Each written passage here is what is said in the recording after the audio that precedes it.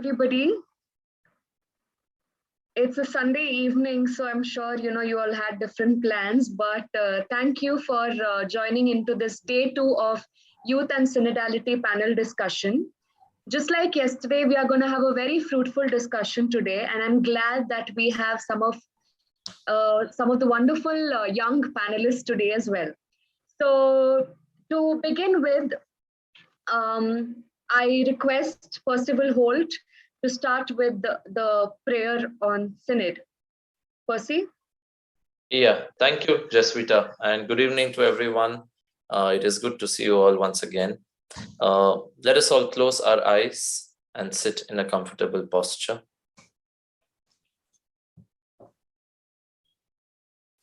And as we prepare for this journey to deliberate, and as I read out this prayer, let us all invite the Holy Spirit to speak to us and to guide us through this journey.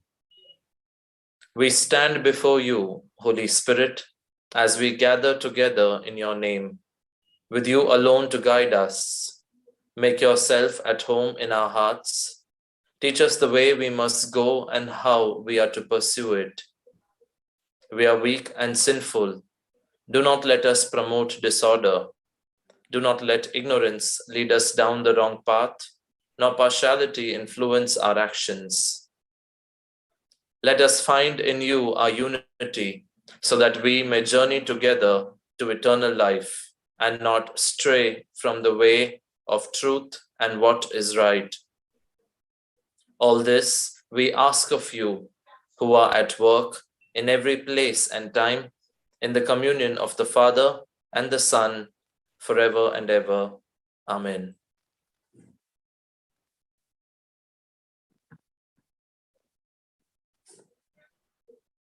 I once again welcome all of you, the audience, and especially today's panelists. Before I introduce the panelists of the day, I would like to recap a few things from yesterday.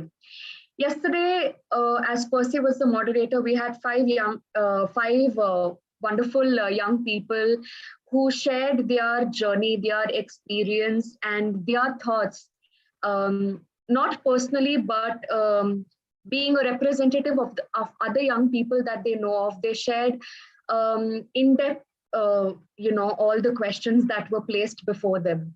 And to be frank, I have been, to introduce myself, my name is Jaswita, and I'm the member of the International Youth Advisory Body, and I have been part of the opening ceremony of the Synod last in the 2021 October. So a little that I gained from the Synod was that this is a journey, a journey of everybody together. And for us to be in this journey, I think it is very important that we listen to each other.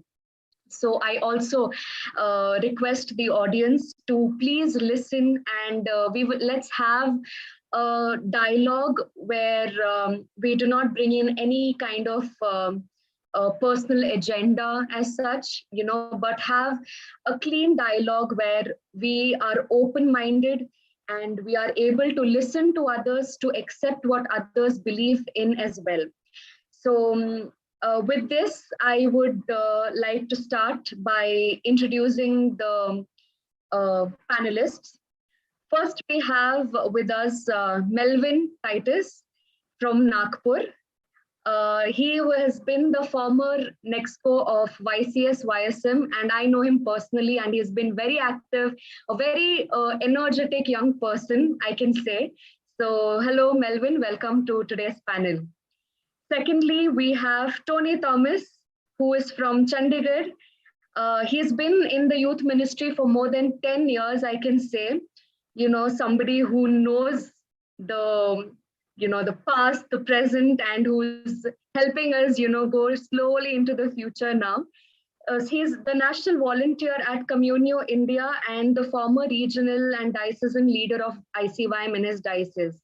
Presently also, he's working in his diocese very actively, and welcome, Tony.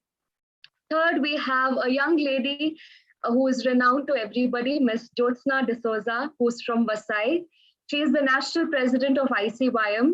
with the little experience that she has, she she may have been in the youth ministry for a shorter time, but her experience, her knowledge is vast, and that is why we have chosen her as one of the panelists today. So welcome, Jyotsna. Last but not the least, we have Mr. Charles Bastian from Kerala. He is the national coordinator of Jesus Youth, a very famous person I see, and he has also been in the youth ministry for over 10 years.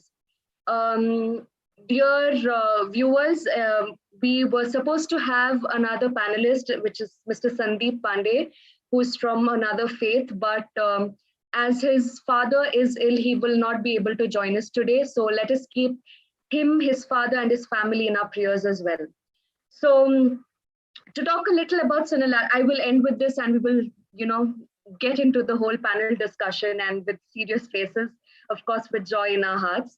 So, like I said earlier, Synodality is all about listening and dialogue. And when I went through the preparatory document, when I had this discussion, in the Vatican, the most important thing that was highlighted was listening, and it is so beautiful, listening and journeying together.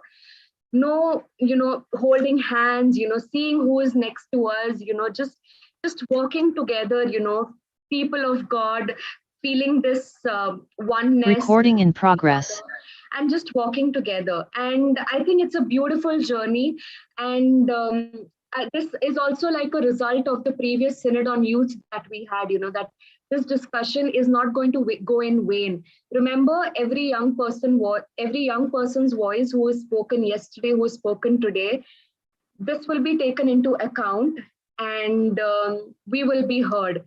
So more power to us young people. And with this, I would like to start with today's discussion. All right. So audience will be given chance to place their questions. In between, you can place your questions when the time is given. So let us begin with Melvin. Melvin, yes.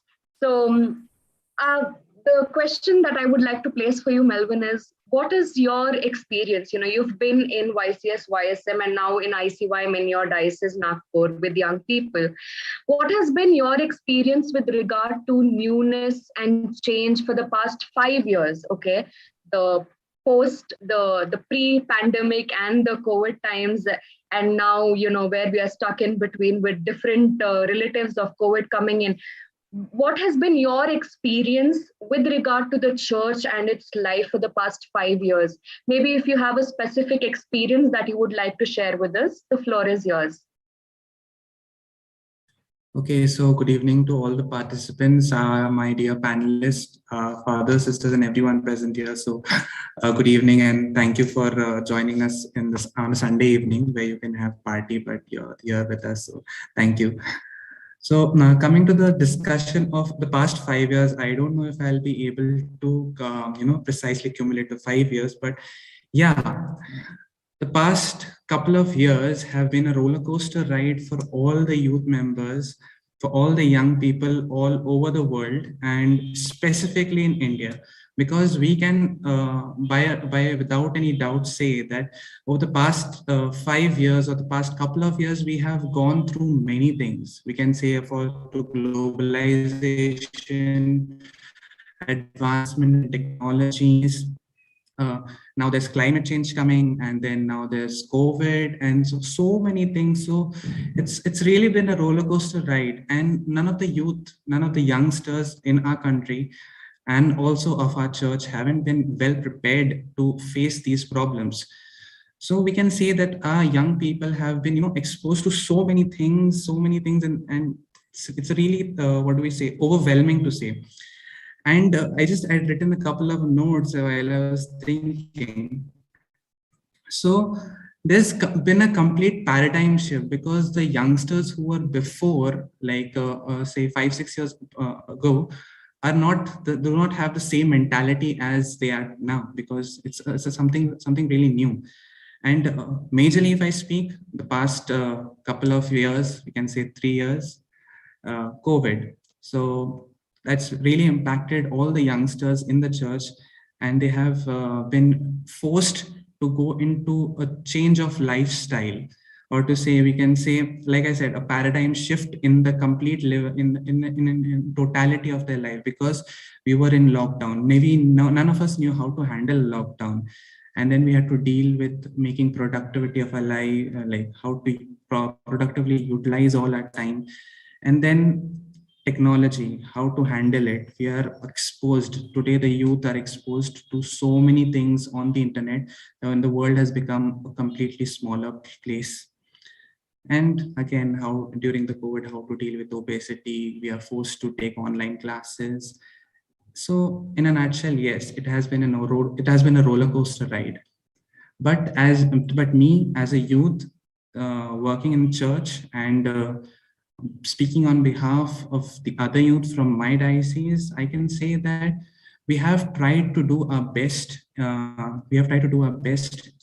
the COVID times, and we have tried to accomplish many great things. And yeah, I can say without any doubt that in our diocese we have accomplished many great things. One personal experience I can say is that there was a priest in our parish. I can name him Father Linju. He was a Palatine priest. When he was there, he totally, he had complete attention on the youth. He pondered us. He used to water us like his own garden plants, and we grew with him. So thank God that he was there. And the same in our diocese, we have been working well. And yeah, there have been frictions, but the experience has been good. So, and one last thing I would like to say is that these couple of years have been a set of opportunities for us. Yeah, opportunities, it's upon us that do we have to grab it or not? Because when we say, like, if I pray to God and if I want to ask that God, please give me strength, he will not give me strength directly. He will give me the opportunity to be strong. So similarly, this COVID times and whatever challenges or hurdles that we are having, these are nothing but opportunities that awaits our glory and our excellence. So yeah, that's my experience. Thank you, Melvin. And thank you for also sticking to the time limit. Okay, that's 3 minutes, a reminder to the panelists. Okay, so, you spoke of this paradigm shift and this whole, where uncertainty is before us, but taking opportunity is the only way out of this thing. So thank you for that, Melvin. The same question now to Tony. What is this newness and change that you have experienced for the past 5 years? And you've been in the youth ministry for a very long time. And how do you see this whole change, newness, and your experience as well? First and foremost, a very good evening to all. Thank you so much for having me, to all our fathers, sisters, and to all the lovely youth out there. This very particular question, when I was pondering on this, usually when we get into the practicality aspect, or I would say the professional aspect, in any interview, this question is asked: where do you see yourself in 5 years? Right. So when I was pondering upon this question, the 5 years aspect that I was looking back to was more talking about growth, more talking about rewards, challenges. So I could very well relate it with the church thing. The Catholic Church at this point of time, I would say, is getting more practical and understanding at the same time. So, the very newness is catering to the situation, understanding the situation, pondering upon the situation as one big family. One beautiful thing about the Catholic Church is the hierarchy, that there is a major plan that needs to be implemented, and it can be implemented at a very beautiful level, because the church hierarchy is set in such a manner that from the top it's from the top level to the grassroots level, how can it be implemented? So that's one beautiful newness that I feel in the last 5 years of understanding of practicality. Then, of course, my co-panelist Melvin focused upon the aspect that we cannot deny it, that the world out there is getting more and more digitalized. Now, when you talk about the 5 years aspect, we all know that the 3 years, or so went on a lockdown basis, on the challenge out base. So how did the church evolve? It quickly understood the need that we all lay people need to participate in the Holy Eucharist. Everything comes with the pros and cons, but we all came together as one big family. But at our respective places, we saw the Holy Mass, participated in the Holy Mass through the digital world out there. So that's one big challenge and newness that we could accept, right? Moving forward, one personal experience is that in the last 5 years, the church is knocking again and again every single youth. Now, focusing on one particular aspect would be bringing in such initiatives, for example, year dedicated to the youth. So the church is calling me back personally. Personal experience, I would say, is calling me back again and again, saying, you are needed for the church. Your involvement is needed. How can you grow personally and help others also grow and move closer towards Christ? So that one particular experience is very close to my heart, that such initiatives, such campaigns, such involvement that the church is expecting is a very personal feeling, personal experience, that everyone is welcome. So that thing I feel is a newness and opportunity for everyone. And all the youth out there, it's a platform that the church is setting each and every day. So when to bring it to the crux of it, if 5 years talking about the newness and change, the church has been changing every day. It's evolving each and every day. We may or may not realize it, but somewhere down the line it is, and there is the contribution in every possible manner from each and every one of us. That's what I feel to this particular question. Thank you, Tony. You actually highlighted a very fundamental question that was asked during this synod, the synod on synodality. How does this journeying together take place at every level? You spoke of hierarchy. And I think this is the question that this synod on synodality, we need to ask ourselves, we need to discuss on. And thank you for bringing this important point out. Moving on, we have, again, with us our young lady, Jyotsna. Jyotsna being the national president of ICYM, and before that working at the diocesan level in your place, Vasai, how have you seen this whole shift or this change and newness in the church? Any experience that you would like to share as well? All right. Thank you, Jaswita. First of all, thank you for being so accommodating. And a very good evening to all my dear fellow youth members and priests and sisters and all those who are watching. Basically, Tony and Melvin highlighted the concept of reality and the new normal that we talk about, which has become more of a normal phenomena right now as we are going through the, post-pandemic times, or whatever you call it, the pandemic time or the post-pandemic time. But when talking about as an individual in the ministry, after working in the ministry, we're talking about the changes, about the newness when it comes to the working in the ministry, that of course there has been a lot of change in the church, but when it comes to ministry, the change cannot be called new. It is basically something that Jesus has been doing, and the church has just shifted its stance from going back in the early Christian era when Jesus was actually leading the ministry. To further elaborate, for instance, you can say the church has become more accompanying. So our priests, our religious, our bishops are accompanying us on a day-to-day basis. They're journeying together with us. So just like Jesus accompanied his apostles while he was doing his ministry, the same action is depicted in today's time. So, that can be related. It's not a newness that is found, but the church has gone back to how Jesus used to lead his ministry. Later on, the church has also become has become inclusive towards minority, towards the downtrodden, basically inclusive towards people who were not considered elite to be a part of the church. Just like Jesus was, he was with the tax collectors and he was with the Pharisees, the prostitutes. He did his ministry there with them with an open heart and an open mind. Same is being depicted in the church now. Secondly, the church has also become a safe and non-judgmental space now. So, with this open hearts and openness that the church is depicting right now in the current times, especially during the pandemics, when the doors of the church may have been closed, but the hearts have been open with open arms, the church has been calling out to people. And because of depicting the actual being that Jesus was, depicting the actual ministry that he professed in his lifetime, in his ministry, that is the kind of newness, that is the kind of change that has come in the church. And yes, as it has been rightly said, our church is an ever evolving church, and church is, of course, basically a community, and the community is its people.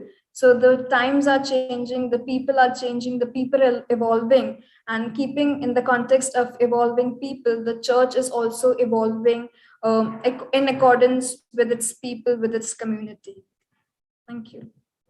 Thank you, Jyotsna. You again highlighted, journeying, with companions as one of the aspect here. Companions are also very important. You also reminded me something that I read in one of the documents, that church and synod are synonymous. All right. So we've been hearing church from many, many years, but synod is a new term for us, at least young people. From I've heard it from a few young people just 4 years ago. The term was very new to me, and probably there are many more young people who have not heard this term. But now that we know, it is nothing but the church that is moving forward, church journeying forward. Synod is nothing but moving forward together. So thank you for that. Thank you for highlighting your points as well. Now I request Charles to also share your experience that you have with this change or newness in accordance with the church. Thank you, Jasvita, for inviting me for this gathering. And good evening to everyone. Good evening, friends. Good evening, fathers and sisters. Maybe I would like to start with one of my experiences. Recently, I was traveling to Bihar to interact with the priest of the different dioceses, which is in the Bihar region. So, and that one of the priests was just saying that we get a lot of communication from the CCBI head office, and sometimes we find it very hard to fulfill all those expectations or all the activities which we asked to do. Then from the head of the CCBI office, the priest told, "What can I do? The Holy See is so active, super active, or they are always doing many new initiatives, so that I am also motivated as well as forced to communicate the same to you, all of you, so that the church is always alive." And so that is one of the very beautiful experiences which I had when one priest was saying how we can handle all this situations. Father was putting it in a very nice way. So even I look back the last 5 years, what I feel also is the same. The Holy See altogether is very active, and maybe I will bring to one word all these activities like connecting with the world. Even Tony also highlighted the word being practical. So if you look back the last 5 years, the church has become very practical at the Holy See level itself, and now that is being replicated across the globe also. Maybe when we compare within India also, we can see that relating with the world, relating with the common people, relating with the lay people, there are a lot of efforts, initiatives are happening already in the air. So that is one thing which I see. Even the recent encyclical from the Pope Francis, Fratelli Tutti, that has actually enlightened everybody, and the whole church, especially India, was also talking a lot about the document and encouraging the priest also to study it and practice it also in their ministry life also. So that is one thing which I see as a big change in the whole Catholic Church. And even when very specifically when it comes to India, what I see is that even the same approach is there already. And maybe I would say maybe it's still, the doors are getting still open, not fully open, but we are opening our doors to the whole thing. Maybe Holy See is little 100 miles away, and maybe India is altogether maybe 75 or 80% of that, maybe 20% yet to open. But I strongly feel that because of the charisma of Pope Francis, a lot of changes will happen. That is one area which I see as a big change. Second thing which I want to say is that accepting the mistakes which has happened in the Catholic Church. Pope Francis is very open to accept the mistake. Maybe even at the Holy See level, even at the whole church hierarchical level, there is an attempt not to hide the scandals, rather address the scandals and say that the church is ready to accept the mistakes and ready to be honest to the whole world. So these are the two things which I wanted to highlight as a newness and change which I see in the past 5 years in Catholic Church. Thank you, Charles. Very in-depth points he's highlighted, probably because of the experience that he's had in the youth ministry, And again, we are all seeing that change is happening, As a result of this question, I think all the panelists said, change is happening in little means, if not a lot, if in little means. This panel discussion itself is like a change, where we are including young people's voices in the present synod. So, okay, slowly moving on to the next question now. We spoke of how change, newness, and all is occurring around us, how we can see it. Now, dear panelists, my next question would be again, first to Melvin. How can young people, youth, the participation of the young people improve in the life of the church when it comes to decision making? You've been an expo, so you've been one of the leaders, of ICS YSM. So do you think, speaking from personal experience and also giving us a little bit of gist about the other young people that do you see young people's role in decision making, in the execution and in the evaluation? Melvin, the floor is yours. Yeah, so I would like to agree with you and affirmatively say that yes, the decision, the youth, the young must be involved in decision making, execution, and evaluation of the major decisions in the church. They should be one of the members whose opinions are to be heard. So I'd like to share one of my personal experiences in which it was my first time in YCS as a council. There was a council in Bangalore, and I was really young. I was in 9th or 10th standard. I was in 9th or 10th standard, and every region was representing their reports on how have they performed in the past 3 years. And I had been only in the movement for the past 1.5 years, so I was really new to it and still a newbie. And I was given the report that, Melvin, you have to go and just read it out to the public. And that was the first ever time I was going to speak in front of a group of like 200 to 300 people, that too in the council, which is a very pretty big deal in YCS, YSM. And I crippled my way towards the end. I got stuck and I had never revised. I had never proofread the report, and I was really young. I did not know all these things. So I crippled my way. So it wasn't a good presentation of my report. Just after that, one of the members in the group, in the audience, got up and they suggested that now whoever will read out the reports, they should be well prepared. Now this let me way down because already I was very conscious and anxious with how I had read, and someone just highlighted it in front of a group of 300 people. So this really let me down. But just after in the evening, when the report presentation and everything had finished off, one of the animators, the youth animators, she was from Kolkata. She was a teacher, Bipasha, I guess that was the name. So she came up to me and said, "When you do, even if you did anything, you did not perform well, or you did not send your report well, but you did it well. You will do it well, and next time you'll flatter everyone." So after that, my confidence never went down. It was always up. Then there was a short debate activity also. I took part in that during the council, and from then on, I really became a good speaker. I became a good leader, and that reflects in the people around me and who've worked with me. They know me well. So that one youth animator who put her faith in me and encouraged me, she really played an important role in my life.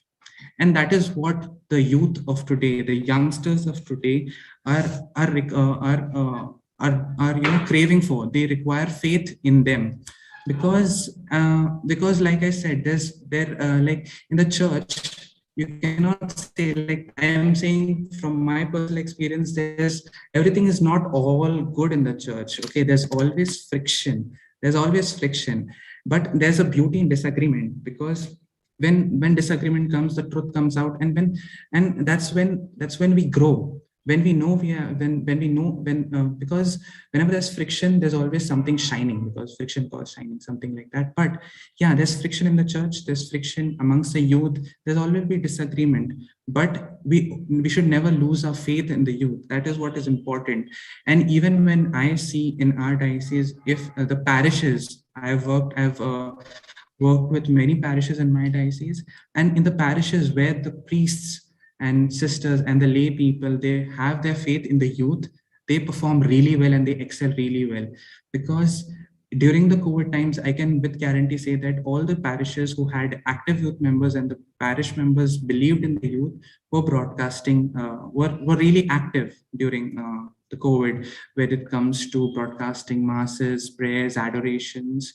So what I require or what I ask to increase the participation of youth, firstly, is to have faith in them, to encourage them on a constant basis, and if the youth are not coming to the church, let us take the church towards the youth, because there will be some who are distant, but who don't like the concept, but we need to take the church to them, show them the beauty. So yeah, that is never faith in the youth, and always to keep encouraging them. That's what my main point is, to keep encouraging them, and not lose faith in them. That's how I would like to end my contribution. Yeah. Thank you, Melvin. The key word that you highlighted was that we young people require, the elders of the church to have faith in us. And with this faith, we can move forward with, the whole bang, with the whole explosion, good explosion. And I think that is what all of us feel. So you spoke the heart of many young people, I feel. So let's hear from other panelists. How do you feel, the participation of youth can be improved when it comes to decision making, executioning, and evaluation? Tony. Perfect. Melvin, I would continue with the aspect of what Melvin said in terms of faith. So, this particular question, the word participation is there. From the very first question, we had newness. So when I personally and seeing catering to the present situation, understand the participation of youth, there has to be something new every day for the youth. So how the youth looks forward to the church, that's the thought process I would keep in this particular question in terms of participation.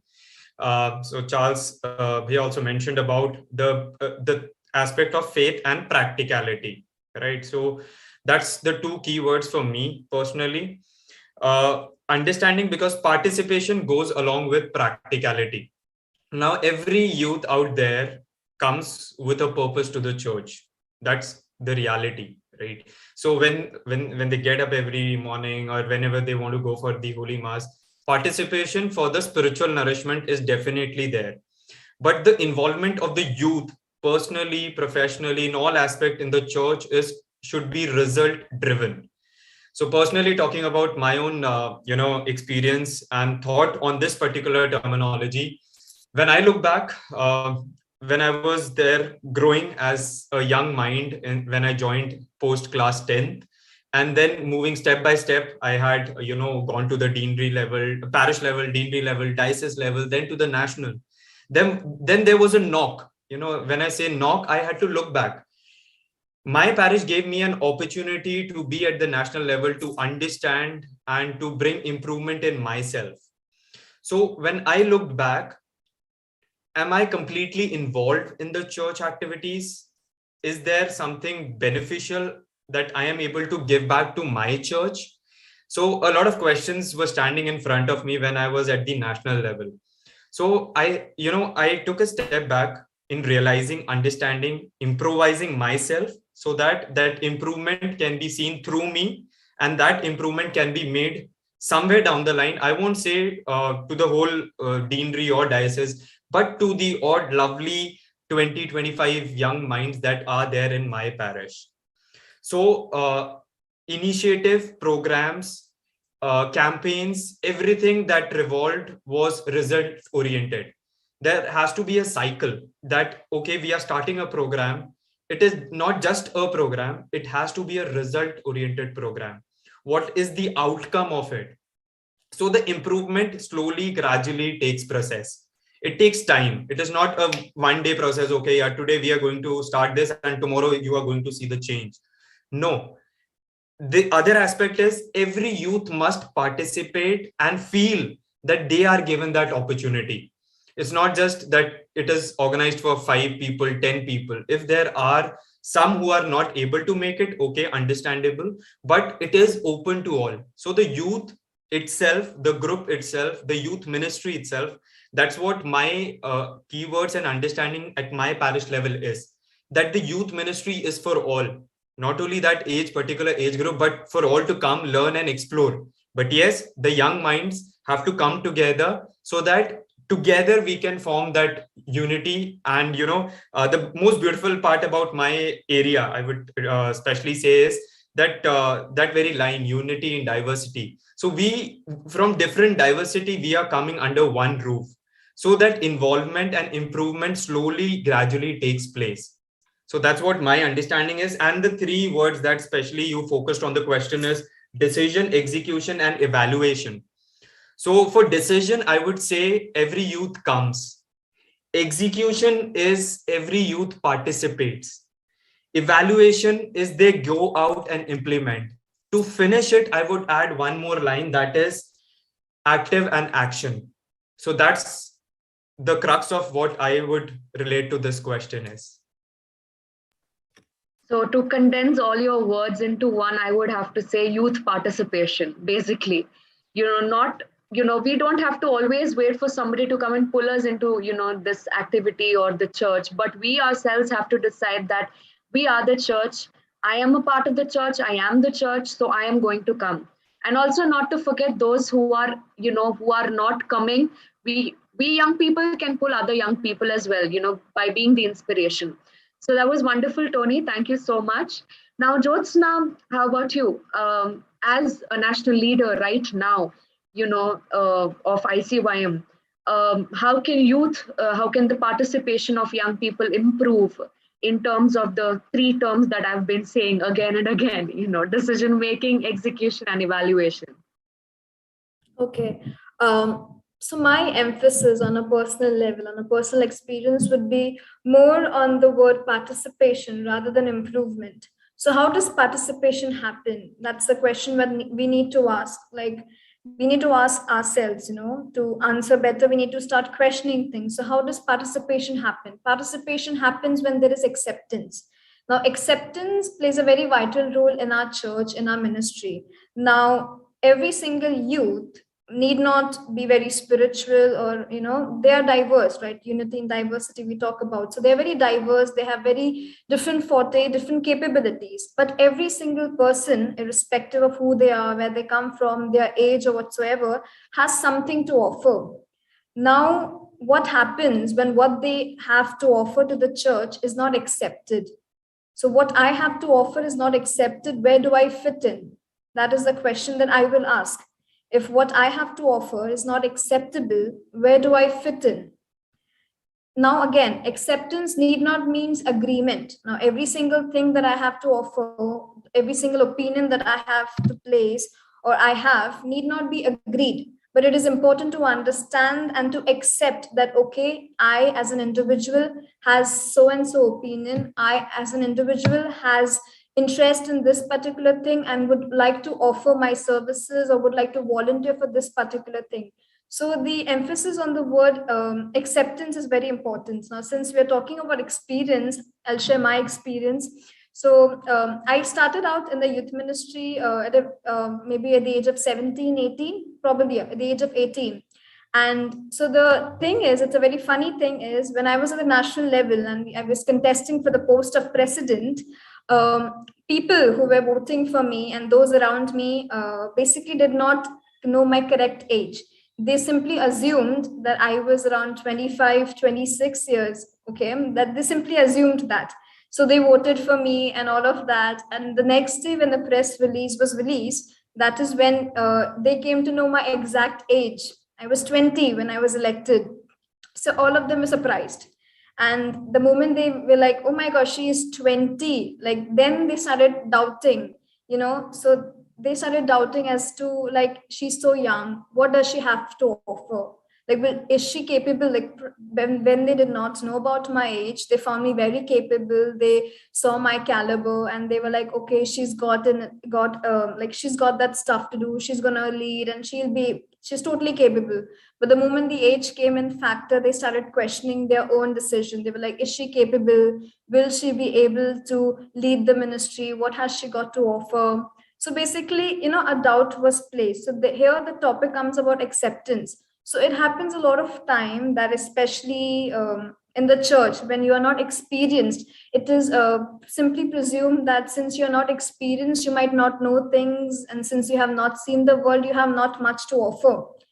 Every person has something or the other to offer. Of course, my expertise may not be as well versed as you. My knowledge about the church or its teaching might not be as well versed as you. But the very fact that there is a curiosity to offer as to know itself plays a very vital role. So rather than talking about improvement, I think what should be discussed on a very important level is that how do we acceptance, like how do we offer acceptance, how do we accept what they have to offer to the church? So if tomorrow I go to the church and I say, Father, I've got something to, can I help? And the father's like, oh, of course, come in. So there that thing is bridged. So father is being he's accompanying towards me and I am being accepted. So their participation comes, so once acceptance is put into place, participation, involvement, improvement, whatever you want, everything comes into place. Because why would youth go to a place where they are not welcomed, right? So wherever you feel good, wherever you feel safe, wherever you feel welcome, that is where your curiosity, that is where your interest tends to grow. So yes, rather than improvement, let's discuss about participation and acceptance. Thank you, Jyotsna. The term acceptance is very, very important for us young people because, we are growing and we are all looking for identity, for us to find ourselves an identity. And when we come to the church, we hope we get an identity there. But if we are not accepted, then what's the whole point? So for us to get into the decision making, for us to get into the execution, the action part, the first thing that we young people expect is that the church accepts us as we are. So very beautifully put, Jyotsna. Thank you so much. Charles, what about you? How do you feel about, the youth participation in this whole process? Big terms, but I hope, you've been experienced, for a very long time. So how does it make you feel, whether the youth participation, has it improved over the years or has it been the same or is it going back? I feel it is improved because as I told earlier also, in the air there is an approach that, okay, we need to consider youth is the future of the church. Or even sometimes we have heard youth is not only the future, even the present of the church is also present church is also youth. So a lot of acceptance like that, it is already there in the air. Maybe in the history earlier, it may be like youth means maybe they are not the right people to consider when it comes to church activity. From there is a big shift, like, okay, we need to involve youth for the good of the church for the coming years, for the future also. And I really second the view which Jyotsna also mentioned, the word acceptance. Maybe I would like to take it from there to the next stage of that acceptance. We accept, or maybe the hierarchy of the church accept youth for what? That is also very important, I guess, because sometimes we accept youth. Even I have seen priests playing with the youth, volleyball, football, and all. And because priest or the clergy or the hierarchy wants to connect with the youth. But what is the purpose? Sometimes what I feel is that the purpose to connect with them or accepting them is because the hierarchy have some objectives in their mind or some few plannings is there in their mind, and for that they would like to accommodate youth also, which is good, which is not bad at all. Maybe I would like to push ourselves, the whole church, from to the next level, which is like not only connecting the youth only for our objective alone, but we wanted to understand what is the youth also, or even what they expect, or what they wanted to do in the church, or how they wanted to see the church. That we need to understand. For that also, I think we need to connect with the youth also. Once we understand, or even for that matter, sometimes we need to understand what the youth want to do in the church, or for the church, or through the church also. Sometimes if you try to understand that, that will bring more involvement, participation, even execution also, I feel. Even once I remember, once I saw a video, I've met that bishop also in person, but I forgot the diocese. The bishop is from one of the dioceses in Uganda. He was playing with the youth also, playing football with youth. I've seen a lot of priests playing volleyball, football, cricket, all those things, but bishop, I mean, for the first time I'm seeing. Maybe bishop is very energetic and maybe very young, but what I am trying to say is that bishop is trying to understand the youth along with the acceptance also. Maybe I would put it in that way. So that is one area which I would say, along with the acceptance, we need to go to the next, which is understanding what they also wanted to do for the church. Another area which I wanted to highlight is about the sense of responsibility. So if we can give the youth a feel, not just feeling, the fact, okay, you are also responsible for the mission of the church. I would say if that sense of responsibility, if the youth gets, I feel they will do a lot of wonders, which maybe the hierarchy alone cannot do. I personally, I feel that, I believe that when I was very young, when I started to get involved in the Jesus Youth Movement, which was roughly about 17, 18 at that age, I had attended one Jesus Youth program where I had a very personal encounter experience of Christ. And from the next day onwards, I got a sense of responsibility that the love of Christ, which I have experienced in my personal life, I am called to share to other young people. And that was the only reason why I started to get involved in Jesus Youth Movement after that program. And even today also, whenever I go for Holy Mass and after receiving the Holy Sacrament, I always make one prayer silently that, Lord, the only reason why I'm getting involved in Jesus Youth and said yes to the responsibility as a national coordinator, only to give Christ. Nothing else should be there, and nothing else is also. So that sense of responsibility that I am also part of the church and I am called to do something for the church, that sense of responsibility will help us young people also to get involved and in the decision making and execution of the church. Thank you. Thank you, Charles. So the panelists have spoken so beautifully and brought in new terms, that we can take forward, carry forward. Faith, acceptance, understanding the objectives of young people wanting to come to the church, responsibility. And also, Charles has made a very valid point towards the end where he said, all of these points we are taking forward, but keeping in mind that we are doing all of this only to walk in the way that Christ walked in, being ambassadors of Christ. Not to forget, we do all of this, we are doing this whole process of synodality only to be the ambassadors of Christ and to walk in his way. So now I open the floor to the audience.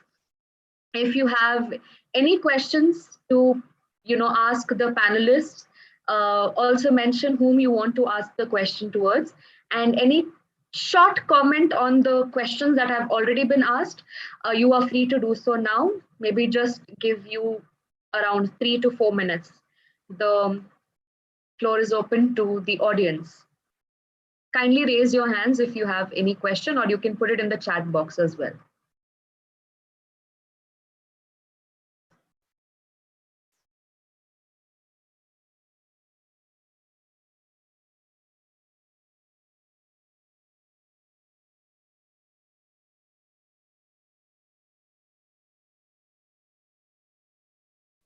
We have Arthur Xavier. Arthur, you can unmute and maybe even show the video and place your question to the panelists.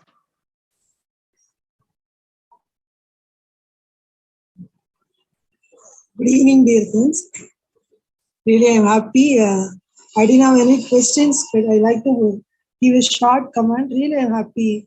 I think I joined after 8 only, but I able to see all. I congratulate all the panelists, all the arrangements, all the arranges, because I was able to actually at the end as say that one panelist he shared that our responsibility that this youth ministry is to give a Jesus, giving a Jesus. That is the main thing that really touched me.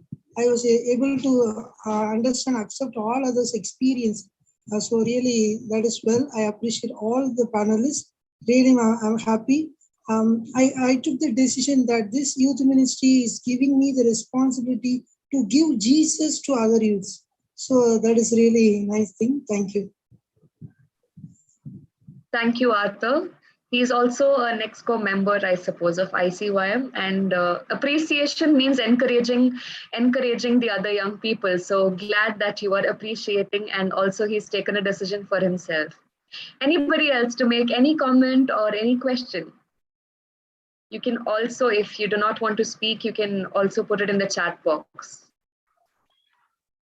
I think one Father John already raised a question. He sent the question personally to me, so I'll read out.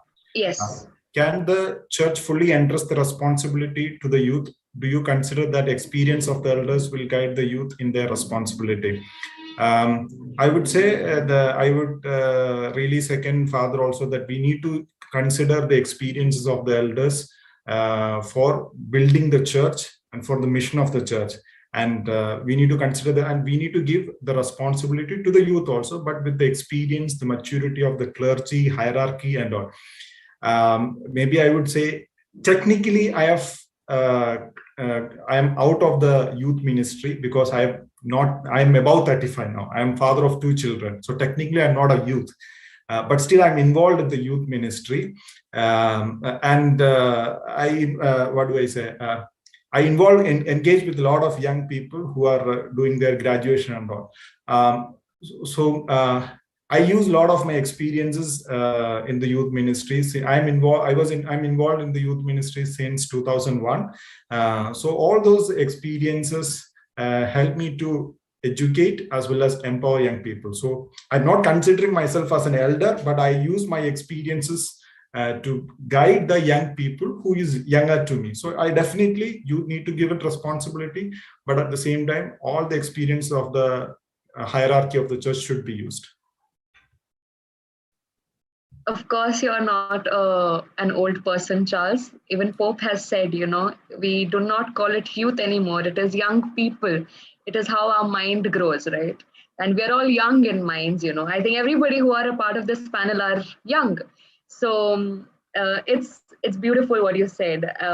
Accompaniment basically is the word you're looking for, young people and the elders of the church together. Accompaniment. All right. If there is anybody else or any comment or. Jasvita, I'll take a minute. Okay. There's one question that has been sent to me as well. Okay. First of all, thanks to Charles, because stating that, he's still young gives us more energy to take up such questions and, move forward. Reina has said that, talking about all the panelists, sharing about the church, calling the youth to grow, to benefit the church has been light. What areas do you think youth are challenged to grow in? That's the first part of the question. What areas do you think youth are challenged to grow in? How can you and youth grow? How can youth go about it? So I personally feel every youth out there who comes to the church. So to begin with, every parent send their kids to the school or institution, any institution, with a purpose, right? With a purpose of learning, exploring, understanding, being a good citizen out there to the society. Similar is the platform of the church, right? We all get a lot of complaints at certain point of times, that somewhere down the line there is a lack or maybe some misunderstanding for certain parents. But when they see a good youth, when they see a good group, a result-oriented group, a practical group, a performing group, parents are more motivated and encouraged to send their kids to the youth group. That's a thought process, a base that I keep. So what areas do you think youth are challenged to grow in? Is the very first perspective of being more practical towards the understanding of the church and towards the society. How the church acts towards the society, and how as one common individual I can contribute towards the church, and it can be a result driven thing, a good positive aspect towards the society. One aspect that I always keep is that every youth out there who comes to the church comes for a 360 wholesome development. It's not just small percentage, but a 360. That's a complete growth that an individual feels. So every parent wants that their kid should perform the best. So is the youth group. So how can youth go about this?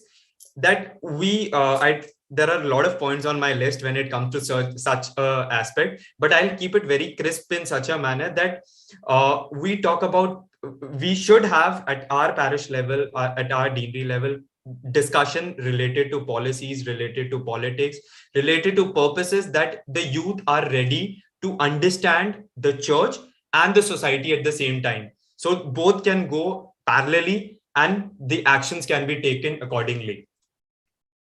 So if any other panelists would like to contribute to this particular question, is like most welcome. I would also.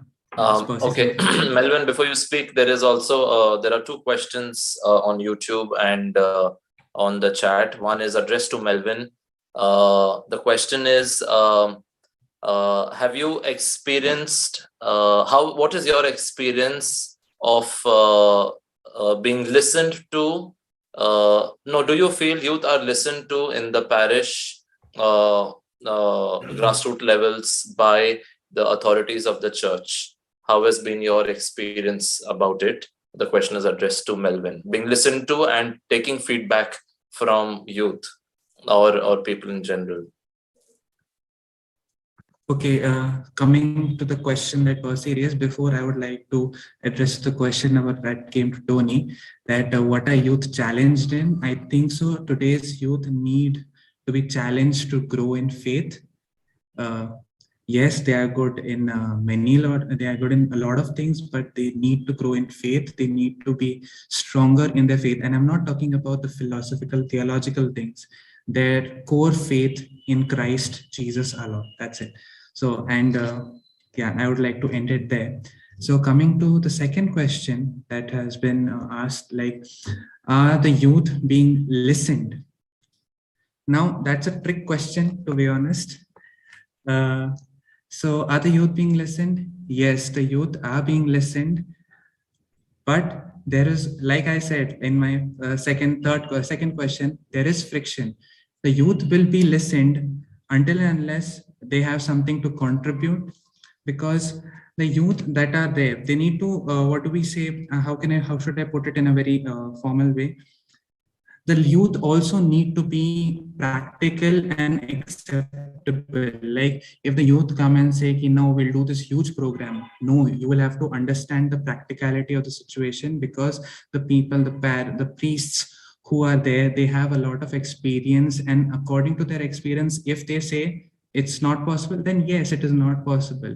But I cannot deny that at some point the youth are undermined. The youth are not, like, what do we say, put in faith too. So there are some places, to be honest, there are some places where the youth are not given preference. Their opinion is not being heard.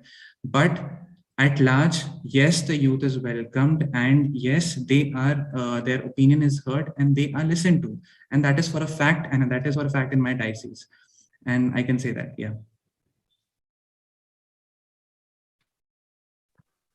There is a question on YouTube to Jyotsna. In case when we are not accepted even after our participation in the church, how should we react to that? Well, see, here comes the dialogue. Now, I assuming like every person has a very different experience when they've got something to offer and it's not accepted, and experience differ from person to person. But I think here where comes dialogue. I think here where you bring logic and rationality into the scenario. Like when you got to ask, okay, like questions actually solve a lot of things. Now, instead of assuming simply that I am not wanted or something, the person in the scenario needs to ask, why are you not accepting what I have to offer? Like, what is it? Is it not fitting your thought process? Is it not fitting in that particular scenario? So what, like, tell me, what is the thing? Why is it not fitted? And I think when you dialogue, you tend to understand the situation and the circumstances of both the parties through which that particular thing took place. You know, perspectives change according to circumstances and situation, and it depends, like differs from environment to environment. So when you dialogue, when you ask, like, why are you not accepting, or what is happening, or something like that, that is when you can further go about it. And even after that you are not accepted, I think that is something that the person who is not accepting needs to work upon. That is something, because Jesus was accepting towards everybody. Okay. So if you go to the church and your priest says no, you need to tell him Jesus was acceptable. Why are you not accepting me? So I think there is where you have to cross counter, of course, in a very polite and formal manner. But when you cross counter question, or when you put forward your stance, that is, I think, where dialogue happens. And where dialogue happens, I think that is where you can find the solution to the problem and move ahead.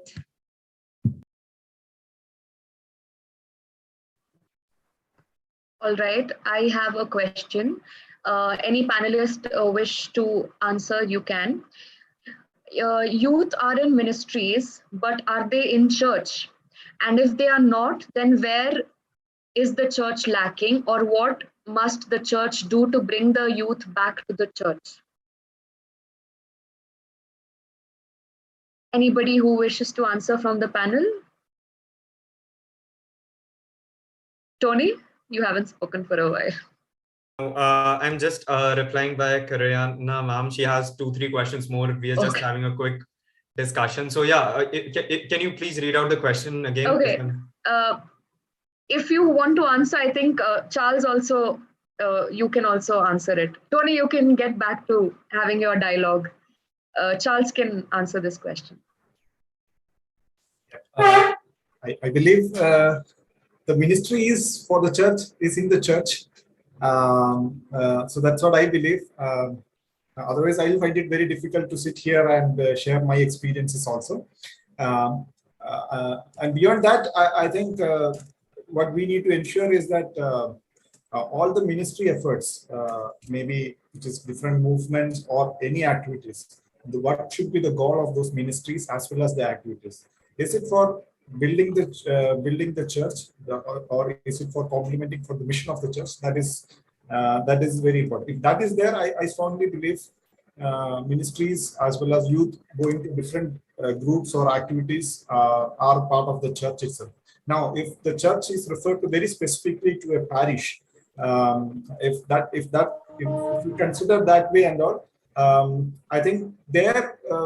See, one scenario which we need to accept is this one. Now the world is basically a migrant world. People maybe after their 10th onwards start to move on. They go to another city for their 12th. Sometimes after that for the graduate, another city. So keep moving. So so that is a reality which we need to understand. And even another scenario is this one. The youth also have different other engagements also.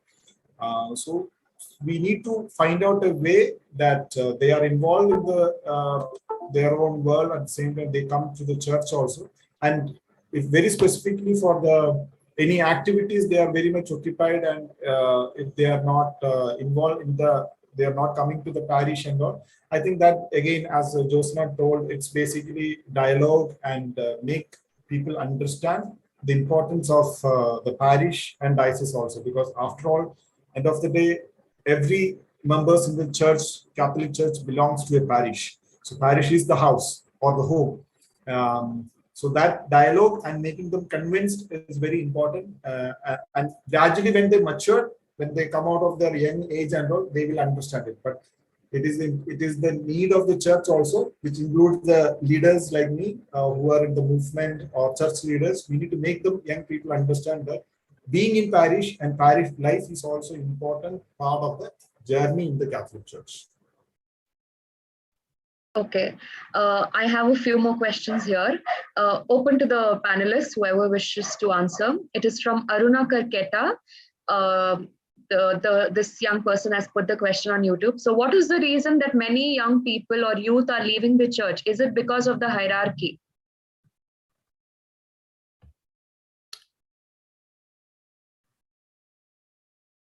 First, Yeah, okay. One beautiful thing about today's panelist is that there are two young minds. There are two a bit more senior people, so that we can relate it with the understanding aspect and the learning and the execution aspect. So this particular question, when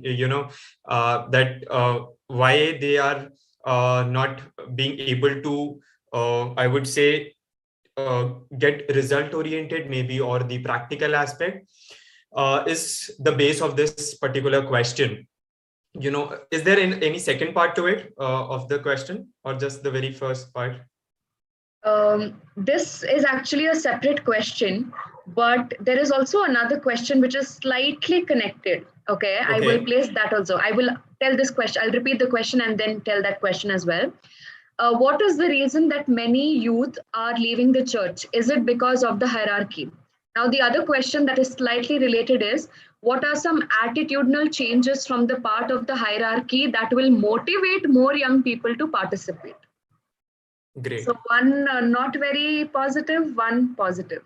So the line, the very phrase that for everything there are pros and cons, the very aspect towards it. So leaving the church, first and foremost, we should not differentiate between the ministry and the church. The ministry belongs to the church, and the church is in a mission for the youth, right? And the youth is the church. So leaving the church itself is a big statement, that has been stated. In the very first question, I did mention that the hierarchy is a very beautiful thing. Sometimes you have to execute certain things, it becomes very tough because there is no proper hierarchy. You need to, now in your church level also, there's a president, there is an office bearers group. So that the decisions can be taken, catering to the views of everyone. It can be executed properly, evaluated properly. So I don't think so because of the hierarchy, that thing is there, but I take the hierarchy in a very positive manner. We need to understand and accept the fact that today, you get a very amazing, beautiful priest who has a different track or love for the youth. The very next term may be a different priest at the same parish who has a different take and understanding towards parish council and not towards the youth. So the responsibility aspect, the practicality aspect, the understanding aspect of every youth comes here. So leaving the youth ministry cannot be answered for one or two people. It can be an attitudinal problem. It can be some other XYZ reasons. But in every parish, you see that the youth gets a platform, gets an opportunity. There's a ministry where everyone can come and participate. We have example of Charles Bia also, who's still active, taking care of the ministry works and all. So these two questions can be catered in one such manner, that the hierarchy is one beautiful thing to implement a lot of things till the very grassroots level. That one aspect, and along with that, it's a responsibility and understanding of everyone that they belong to the church and the ministry belongs to the church. In continuation of your answers, there is a question, all right? Okay. Very often the fathers agree with the youth ideas, but don't execute, which makes the youth to back out. So right. How to accept this? Okay, this comes again as a dialogue thing. Of course, other panelists can also put in their ideas, but this particular aspect, every youth comes up with for a simple reason. We have that in a month, 2 Sundays, we'll be having rosary at a respective house in our parish. But 2 months, 3 months, it went well. And then youth are unable to come. We need to understand the fact that out of 5 plans, all the 5 plans cannot be successful at the all the while. Ki 5 plan kiya and all the 5s are bang on successful. There are chances that out of the 5, 1 is successful, 2 is successful, 3 went amiss. So the major aspect that personally, now talking about northern region, I'm sure every Charles has a different understanding for maybe the southern part. Melvin has a different understanding. Jyotsna has a national thought all process to cater to. So I talking about the northern region. One aspect is that at my parish level, if I am along with my youth executing certain things, I have to be ready in such a manner that, the priest and the priest and nuns may have a different thought process towards this. Point number 1. Second, it is not completely 100% that I may be right. So there has to be a thought and welcoming aspect that I can be wrong, my team can be wrong, the youth plan could be wrong, and there is some loophole, misunderstanding, miscommunication part. So it should not go in vain, but we need to understand and accept that, okay, we need to bounce back and get into discussion with priests and sisters that what was the lack and how can it be improved. Even if then they are not ready, then there should be a change in the plan. So it's a gradual process, that what I feel personally towards this question. Okay, so the next question is open to any panelists. I would suggest Melvin or Jyotsna answer the next one. Tony and Charles can rest for a bit. What are the challenges or areas do you feel the church, which is growing to be a listening church, needs to pay attention to with regard to the youth in India? Do you want me to repeat the question? It's a little long, isn't it? Okay. What are the challenges or areas do you feel, all right, do you feel the church, which is growing to be listening church, needs to pay attention to with regard to the youth in India?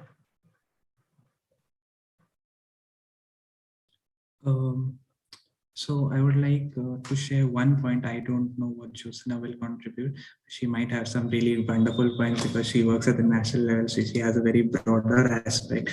But according to me, like the listening church, like the person whose question is put, as a listening church is growing, they need to cater to the need, cater to the understanding of the people who are towards the youth. How, like, do they in actuality understand the youth? They need, like, a 70-year-old my dada, he will not understand why I'm using WhatsApp. He will not understand. Though I'm a really antisocial person, I use only WhatsApp for my office purpose. I am rarely on Instagram. But yeah, he'll say like, oh, हमेशा phone में रहता है. So they need to understand, if they like the youth, like we've discussed in the panel, that the youth are ever changing, they're dynamic, there's newness and so many other things.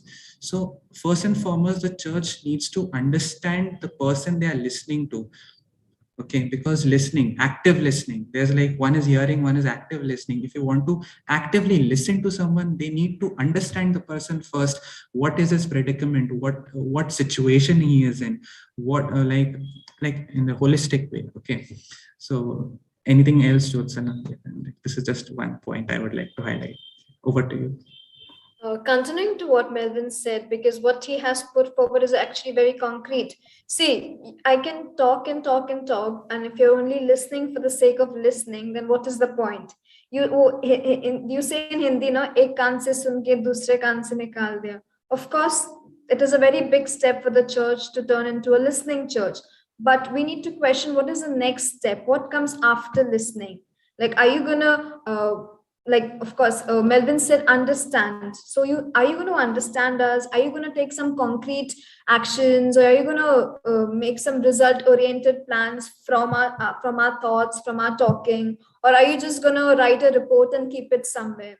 That what happens now. For example, even on synod, we're talking about, you're calling all the youth to talk. So what happens? You have a meeting, the youth share their thoughts, their process, you write it in a report, and then what happens? What happens to that report? The report is somewhere in a file like like with dust on it somewhere, because you have already prepared a document and everything is ready, and for the sake of formality, so that nobody should say, oh, we did not include the youth, that's why for the sake of it you're including the youth and everything is in the report. So is that what is it? Because we need to ask, like, of course it's a good thing that you're listening. Secondly, like, then the next step is, are you understanding what we're talking about?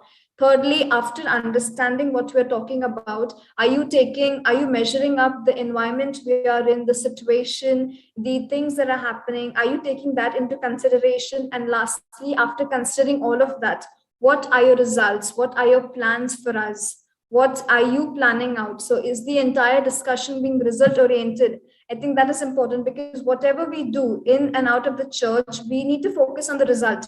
Having some meeting or something with no results, what is, if no outcomes, no proper experience, and no proper learning out of it, then what is the use, right? You can listen as much as you want, but if you're not going to make something out of it, that listening to a certain context becomes very passive. There is no growth after that. So whatever needs to be done for growth.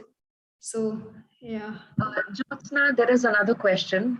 It was not highlighted to you, but I feel you could answer this. What would be your feeling about the 19th century leadership caring for the 21st century youth? The old and the youth or young can really walk together. Is this possible? What do you feel about this? Okay, so there is a quote that goes, life is too short to make your own mistakes. So you got to learn from somebody else's mistake, right? So our older generation, Pope Francis keeps on talking about that, as you said, young people. So as long as somebody is young by heart, youthful by heart, of course we can work side by side. See, I've lived a very short life. I've not seen the world. I have not had as many experiences as somebody who is older to me. So what happens over here? I walk in the path, but I take guidance. I seek guidance. I ask questions.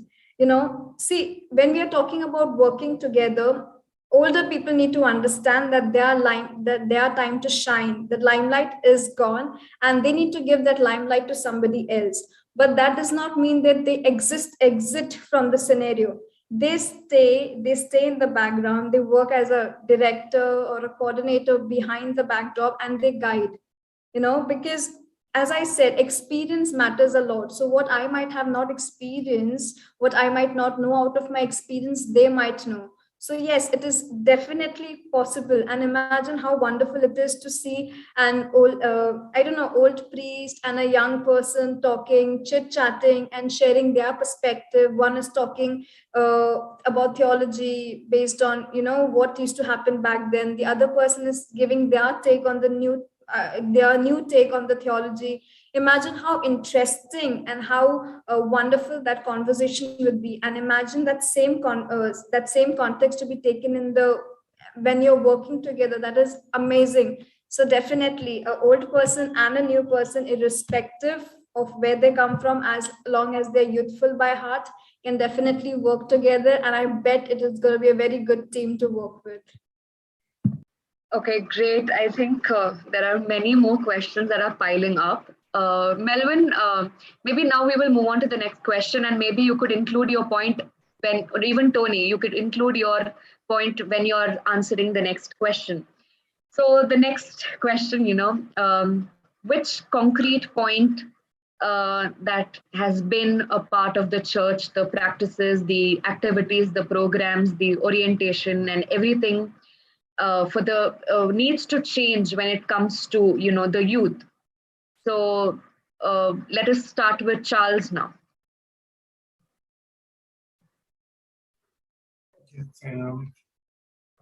What I thought about is basically one point, which is I feel at the diocese level, maybe if youth, at least annually, if there is a meeting between youth and the hierarchy of the diocese, which include bishop and other priests, basically very informal, but in an organized way of listening to youth, their views about.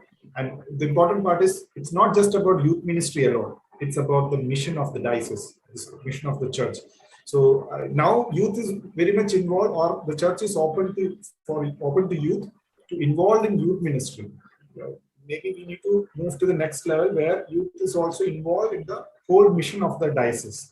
So listen to the youth from the perspective of the view of youth about the diocese, about the mission. Even the hierarchy of the diocese can present certain their vision about the diocese to the youth and listen to their views. Okay, because all the future things are going to be implemented to this youth only. So if we listen to them now, in the future we can see how they are going to benefit out of it, all those things. So that is one thing which I wanted to suggest. Second, maybe a youth think tank for the diocese, not just for the youth ministry alone, for the whole diocese, youth think tank. And there I would like to add on to the point which Tony mentioned, that when a think tank is saying something, don't think that whatever the views shared by the think tank is the ultimate view, and that will be implemented.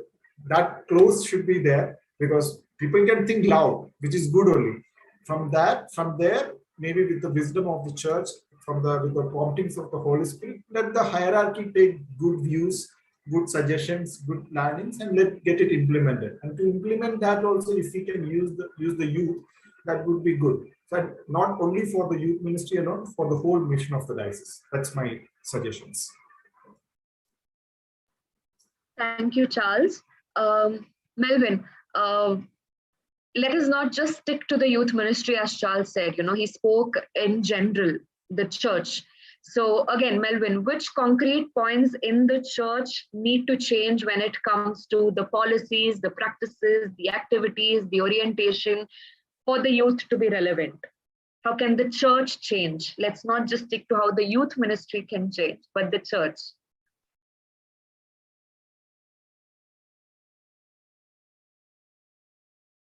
Your audio mic was off, Melvin. So this is, I'm not such a tech savvy. So yeah, what we say, how can we, what we say, the question was concrete points in church to be changed in order to be relevant to the youth in terms of policies, programs. So the important term like relevance, what do we say? I would like to highlight a little bit of the previous discussions that we were having. I just noted them down. That the youth are not only the future, like Charles Bhaiya mentioned, and the youth are not only the future of the church, but they are the present. Okay, so since we want result oriented, what do we say? Result oriented programs. These result-oriented programs that we discussed about on policies, activities, orientation, all these require accountability. And speaking on behalf of my diocese, there are, I think so, and I really feel, I know, and I know for a fact that there are many dioceses and many parishes which do not have a proper functioning body. There is no one appointed for the youth. So if the youth are not present, if there's no one looking after the youth, then how can the future of the church, leave the present, how will the future of the church be? That is what I feel. And that's what I wanted to point out. Being a panelist over here, I really wanted to highlight a point that there are many people, there are many parishes and many dioceses which do not have a fully devoted person looking after the youth of that diocese. So if there is no one, there's no common link, how can the youth contribute towards the whole church? Because as of now, the youth are actually providing, because if I speak about my diocese, the youth are active in catechism, the youth are active in media communication, the youth are active in pastoral, altar service. There are many other things in which the youth are contributing. But there are many other dioceses, and also in my diocese, there are some parishes which do not have dedicated people or dedicated animators, like who are looking after the youth, who are catering to them, who are calling to them. Like I said, if the youth is not coming to the church, we should take the church to the youth. So there's a lack of personnel to take the church to the youth who are not coming, because Because what happens in many of these dioceses is when it comes to youth directors are mostly either they are parish priests or either what do we say, they have an administrative post.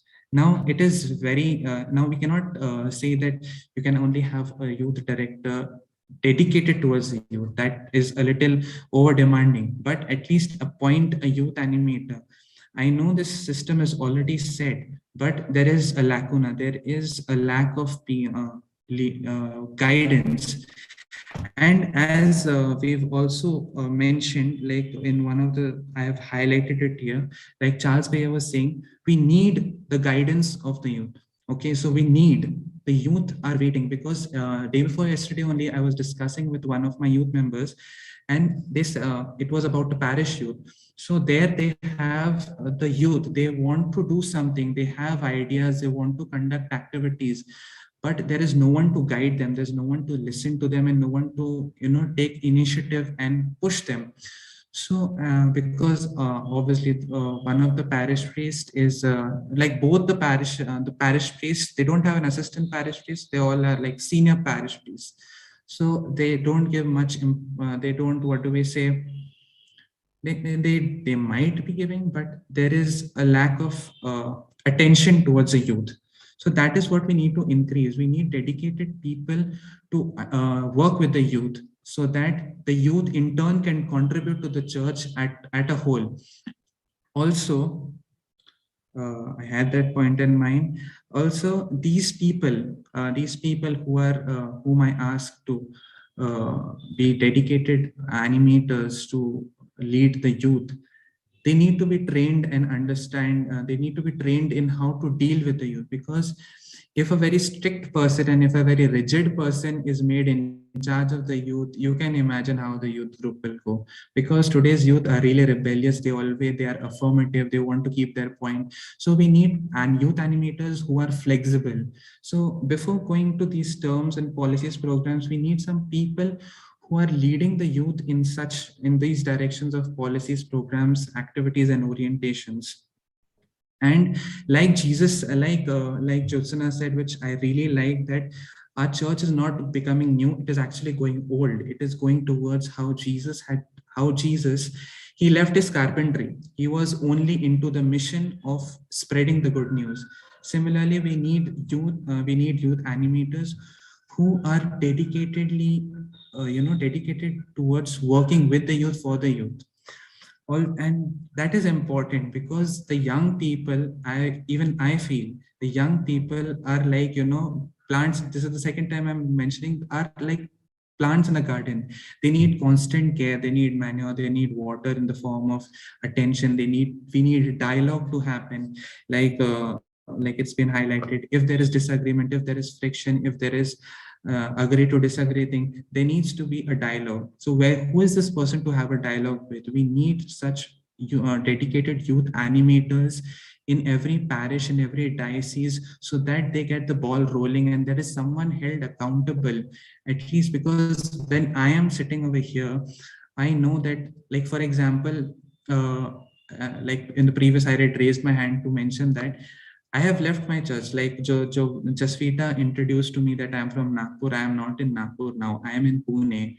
Still, I am connected with my church in catechism and with my youth, because I feel accountable. I will take activities. I will take charge. Ki, nahi, we have to do this. Humko ye karna hai.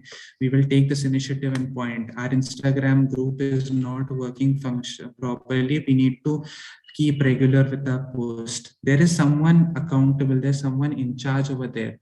So similarly, before discussing all these things, we need to make sure that there is someone who is having a one-to-one connection with the youth at the parish level and also at the diocesan level.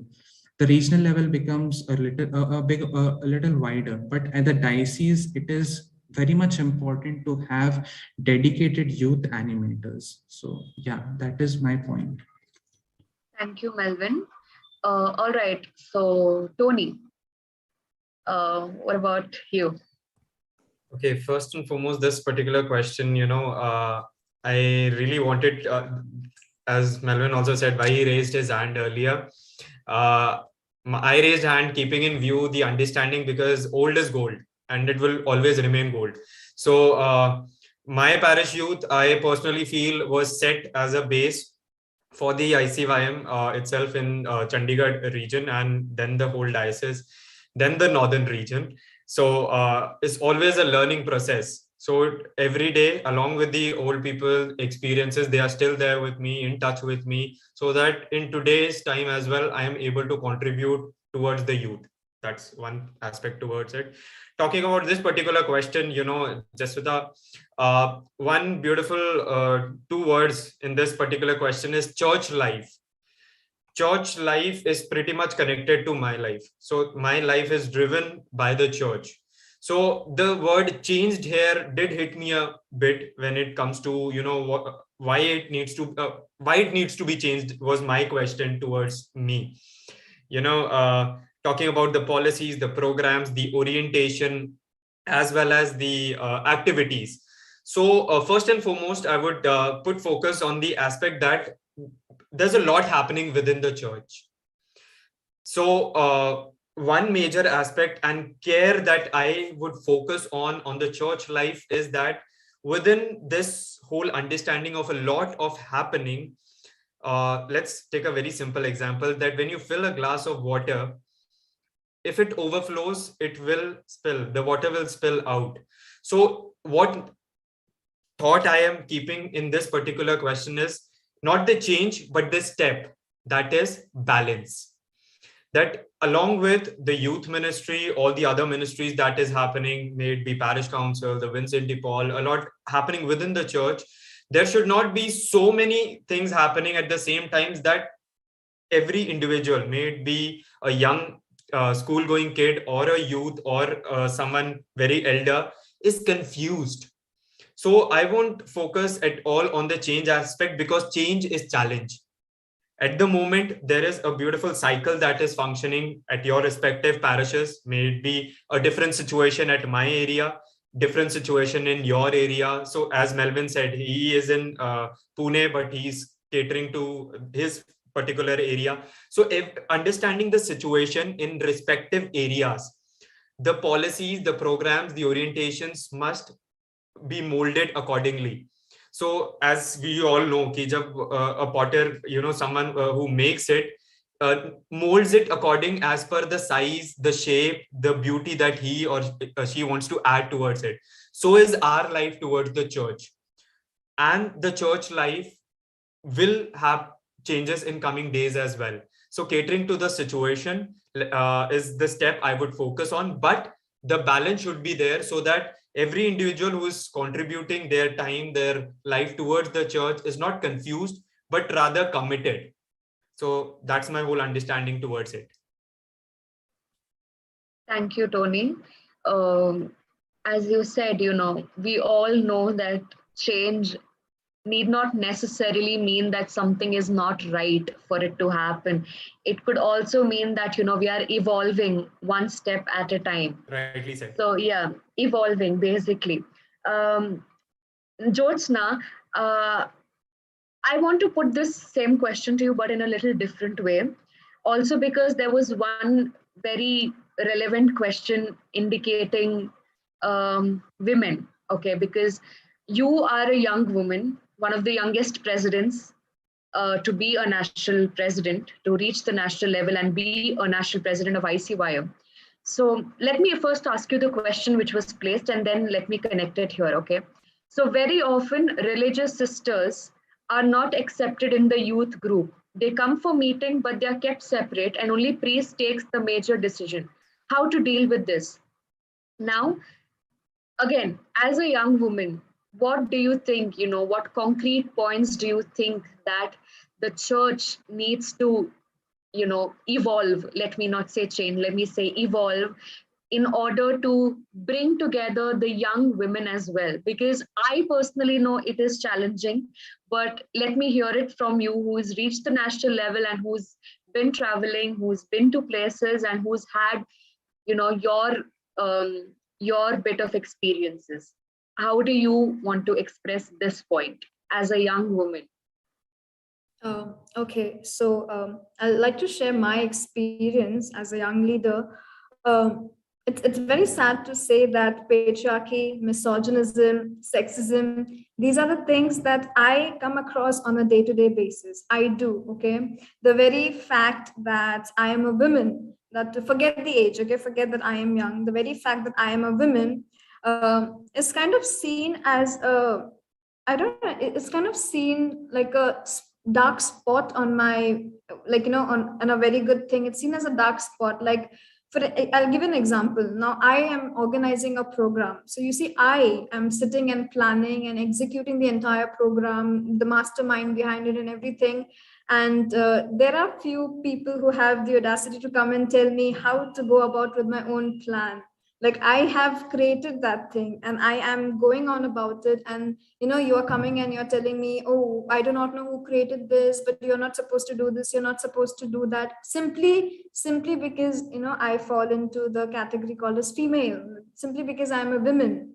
So yes, it is very difficult, it is very difficult. And given that we are so much focused on patriarchy, we keep on talking about patriarchy. Even yet in yesterday's comments, I have seen the whole thing about the church was also always patriarchal, and it needs to be preserved, tradition needs to be preserved. Patriarchy is not tradition. Traditions need to be preserved, definitely, but patriarchy is not a tradition. And as we are a 21st century church, we are ever evolving. Now is the time for equality, not patriarchy. It is not that men lead the world. We do not live in a male dominating society anymore. And even if we do live in that kind of society in certain scenarios, that does not mean that women do not, or we cannot take our power to speak. Now, talking about this religious, I think this is a barrier that differs from place to place. Now, this is something that the individual in question needs to work upon, as well as the group they are catering to needs to work upon, because there is a gap. There is probably maybe a generation gap, or it may not be exactly to do with I don't know, with the gender, because I personally have seen around that when sisters are there, you tend to be more open because sisters are more motherly. So it is always easy to open up to sisters than to a priest, at least in my experience and of those youth I have been with and I've seen. So I think this is something that as the person has to take in the question has to take in charge, that you need to bridge the gap. You need to understand, like, are you coming out to be too dominating that the person does not feel safe or does not feel open, safe enough to open up to you? These are the questions that one needs to ponder upon, and these are the things that one needs to address. Then of course, being a woman is a very beautiful thing, I feel, and I'm very proud that Jaswita is here, and we are like, she's leading this whole panel and I'm here. But then again, there is a misbalance, because I'll be very honest. We have 14 regions in ICYM. We have 14 regions. Out of all these 14 regions, only one regional president is a girl. Okay. 14 regions, again, 14 directors. Out of all these 14 directors, only one director is a sister. She's a religious sister. Rest all are male. So the ratio proportion to male to female, of course, is inadequate, is not balanced. But the current generation, I am telling you, is on spot, and we are working so hard that we are not letting the whole patriarchy take over us, but we are slowly evolving. So times are changing, and so is the church. So there is a lot of hope for women to, empower themselves, and for others to empower women. To add to that, when you said times are changing, I think in the history of the synod, okay, that happens in the Vatican, for the very first time, this time for synod on synodality, we have a nun who is the secretary of the synod. And trust me, she created a lot of positivity during the opening of the synod. She was standing up not only for women, but for young people, because she came to us young people. We were around 15, 20 of us. She came to us young people and she actually said, no more synod without the young people. So you see, it is not just a woman leading there, but she's also taking us young people along in this journey. That's where accompaniment comes, right? You do not see this gender, you do not see the age, you do not see who you are. You just walk together without seeing the differences. And I think that is the beauty of this synod. All right. Now, let us go to the final question of the panel tonight. All right. According to you, let us again start with Charles. According to you, Charles, what is the mission of the church? Or how can young people play a part in this mission? Okay. When I see the church, I don't see any area where church has not intervened and created an impact. Be it medical care or education or social concern, or even for that matter technology. I think maybe church has not yet started machine learning, but still church has some areas, at least in the software development, like the machine learning. Probably in the nearby future they may get involved in that also. So I don't think church is everywhere, I feel. And I personally, sometimes I used to say to several people, if anybody has got any problem with the Catholic Church, just send them, whether it may be layperson or a clergy, just send them to a place, a mission place where church is active. If they have problem with churches only constructing buildings or hospitals or schools or building big churches and all, just send them to a mission place where then they will see what is church doing there. That will really open up their eyes like that. So I used to say, so I think what church is doing now is doing in a very beautiful way. So precisely, I can't say, is there any new area that church has to focus? But I think maybe highlighting two areas. One, a social concern is very important, I guess, where the whole world can relate with. And Pope Francis has already sent across a message by his life that joining with the poor and poverty also, and social concern is very important. And another area which church should not forget is about sharing the good news. Because recently also I was interacting with the youth, and I said, maybe for the last 2 years, it was very difficult for us to do the ministry in a way which we used to do. Or rather, we started to run away when we say online meeting for the young people. But irrespective of all the tiresome, one thing still remains same, which is the call to share the good news. Because the last instruction, word of God, which the Lord said to the disciples, is to go to the ends of the world and make disciples. That still remains the same. So I think church should not forget that. And as a youth, how youth can involve in this one is basically, we need to ensure that every youth is having a personal encounter experience of Christ, and making them convinced that Jesus Christ is the savior of this world. Once they get convinced about that, then I strongly feel that they will start loving the church also, because the church manifests Jesus Christ actually. And second thing is also involving youth much more into social concerns of the church or social activities of the church, because youth very much relate to the social need of the society very easily. Because, for example, even for the second wave of the pandemic, many youth groups also got involved and supporting the society in general. So social concerns really pop up the mind of the youth. Okay, I need to do something for the society, and if we somehow take some risk and bring some 10 kgs of rice to a poor people, they feel enthusiastic and happy. I think we should tap that enthusiasm of the youth, and through the church also, if we involve them to the social activities, I think they will feel more connected with it. So in a nutshell, two things. One, social concern should be increased in the church. Second, we should not forget the main purpose of the church is to share the good news and involve the youth by giving Christ to them, an encounter experience, and making them convinced that Jesus is the savior for their life, and involve them in the social activities. Thank you. Yes, Charles. You also highlighted, whatever you said, if I have to highlight it in one word, I would have to say going to the peripheries and to the marginalized and including them as well. Social concerns also come in there, right? Because there are many now, Pope Francis has begun to accept, the church has begun to accept people.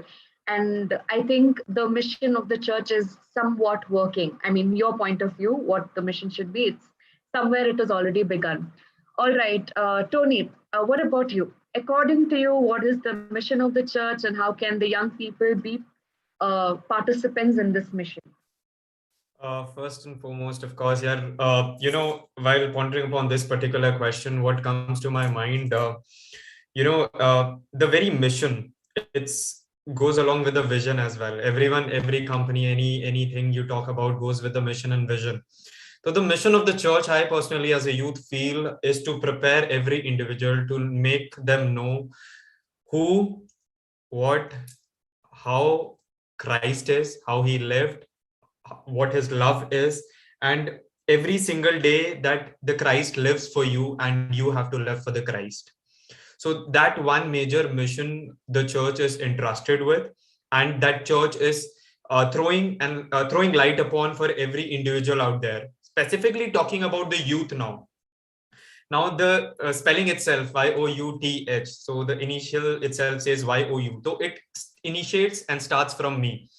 When I gave it a thought of how am I contributing towards the mission and vision of the church, from a lay to the leader journey has been really beautiful for me as well.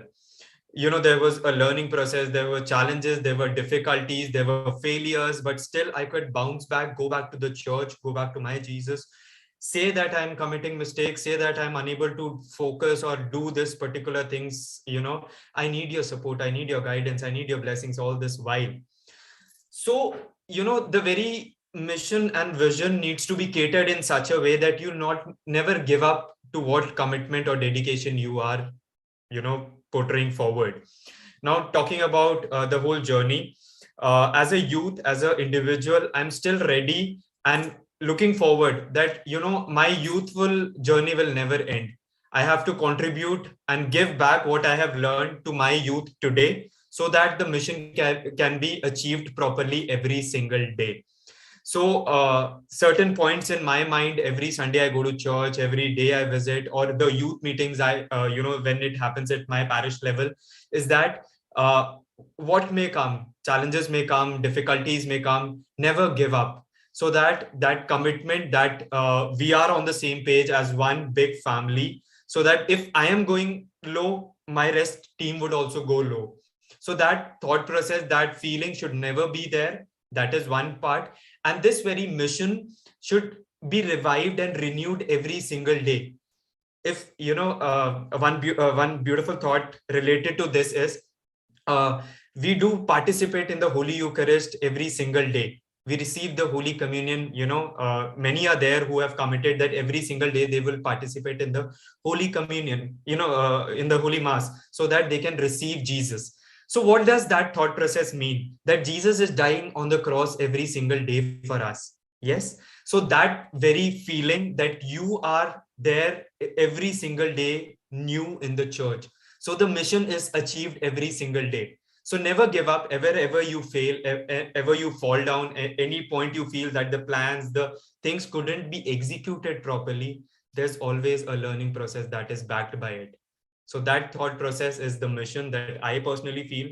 As a youth, I still take up every single day when I go for a meeting, when I go for any program, any commission, any ministry work that I take up. So ever I feel low, I have this thought process that there's a lot. I'm not single one who is journeying in this journey or this mission. There's a beautiful, big family, each and every one of you who are contributing towards it. So that's my understanding for this particular question. Thank you, Tony. That is what synodality is all about, right? Change, working forward, journeying together. So even the mission, as you put in your words, mission also changes every time. Every time we go and receive the Holy Communion, we feel renewed, we feel like we are new today. So thank you so much for explaining this beautifully. I would now request Jyotsna to answer this. What is the mission of the church and how can the young people be a part of this mission? Okay. See, the mission of the church is very simple: to bring the good news to the poor, to set the captives free, to give sight to the blind, free the oppressed, and to proclaim his gospel. Now, this is the mission. But now, since we're talking on the context of youth, I would, in very simplest form, what I would like to say is this particular thing needs to be interpreted. Now, as a youth, I need to interpret this mission of the church in a youthful way. priests, religious have to interpret this mission of the church in their own ways.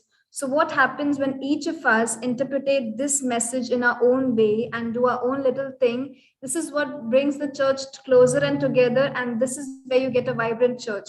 Now, as a youth, to interpret this message, I need to do it youthfully.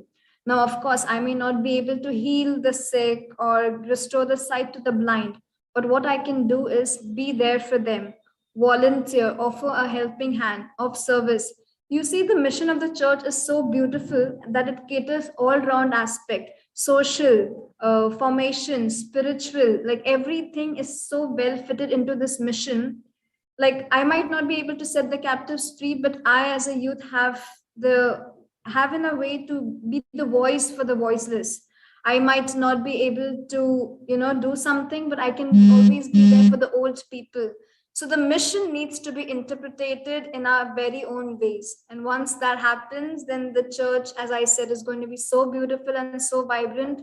So to each one his own, every single person needs to do it little by little.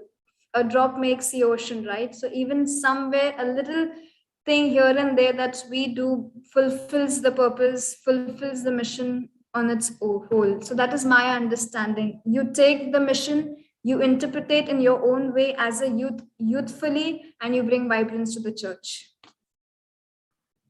Beautifully said, Jyotsna. We all, have different experience when it comes to the church. So what probably for every person, the mission of the church is different. And I think many of them are working differently.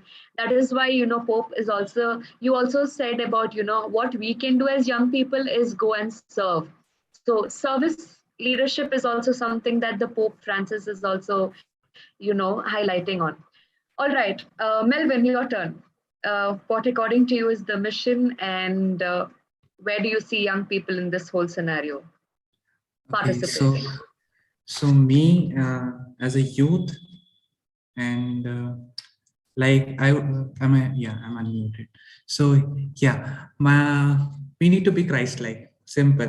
We just need to be like Jesus. That's what I feel. We as the youth should be like Jesus. And what was Jesus? He was pure love. He was like they said, a piece, that thing is pure gold. No, we have to be pure love. We have to be pure Jesus.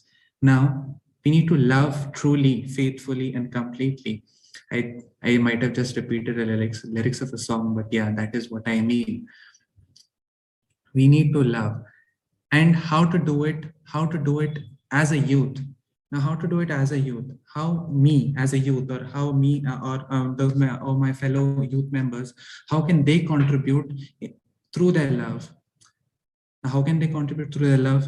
Through acquiring proper education, by undergoing training, by doing skill development, succeeding in their jobs, or careers. These are small aspects in which the youth can directly and indirectly contribute towards the church.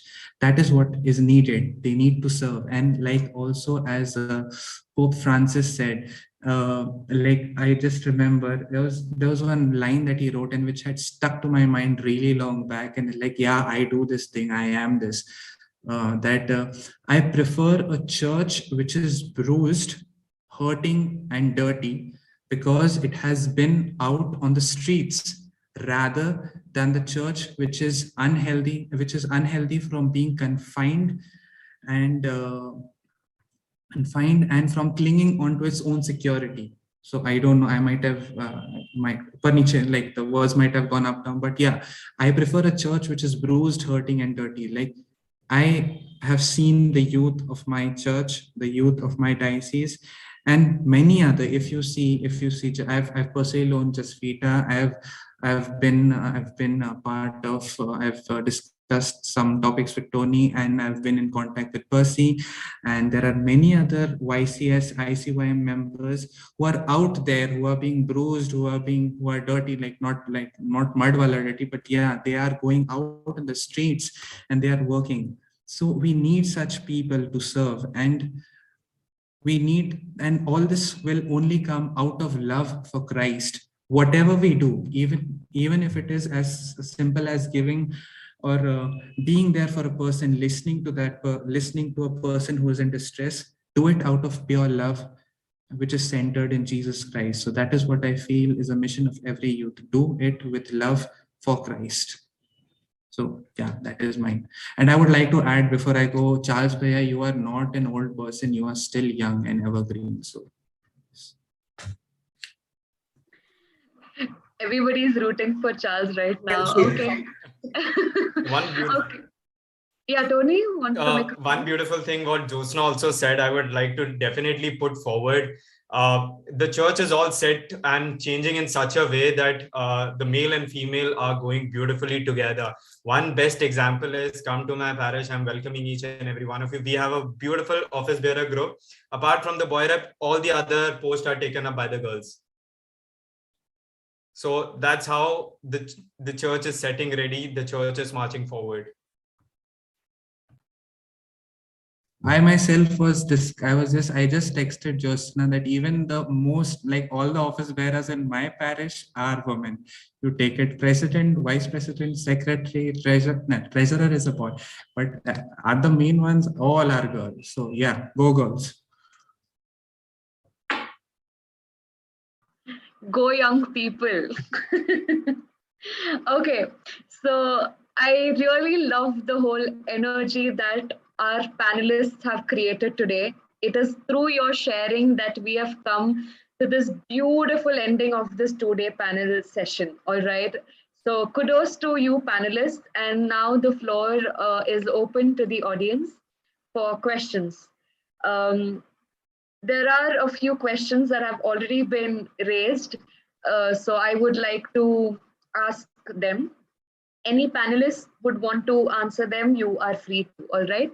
So maybe we can make it quick because it's almost 2 hours are almost over.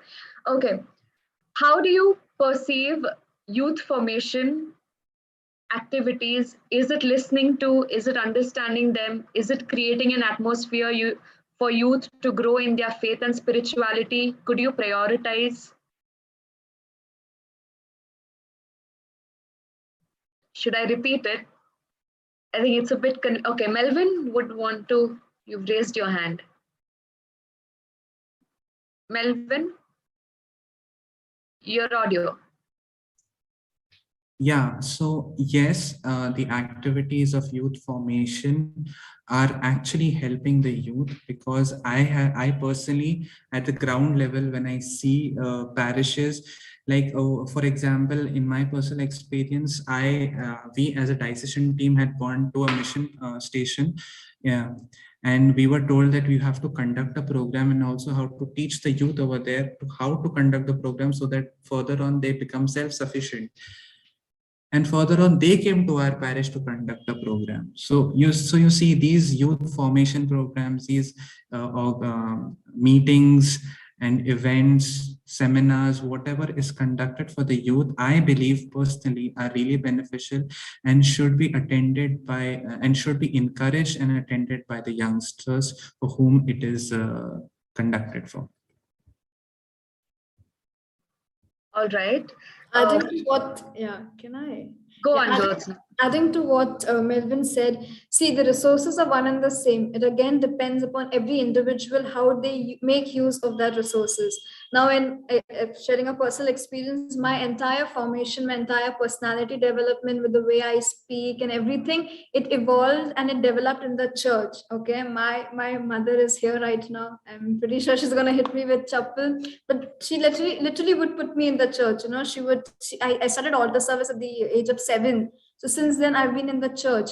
But everything I am today, and the reason that I am part of the ministry and the reason I'm giving it to the church is because I've received from it first. So my entire formation, everything from altar service, from SSVP, youth ministry, and all of that. So as long as you know that you know how to make use of resources, the church has plenty to offer. It's just that the person needs to know where to utilize, what to utilize. All right. Moving on to the next question. This question was put forward almost like an hour back, but I'm saying this now because Jyotsna mentioned that her mother is here. Any panelist is free to answer this. All right. Many youth are not interested in the church activities because their parents think that it is a waste of time. Some places youth are interested, but parents don't allow them to participate in the activities. Now, how can we change this? Anybody who wants to answer? Yeah, Okay. okay. See, formation happens at home. That's the first thing, even your catechism lessons or whatever, it happens at home.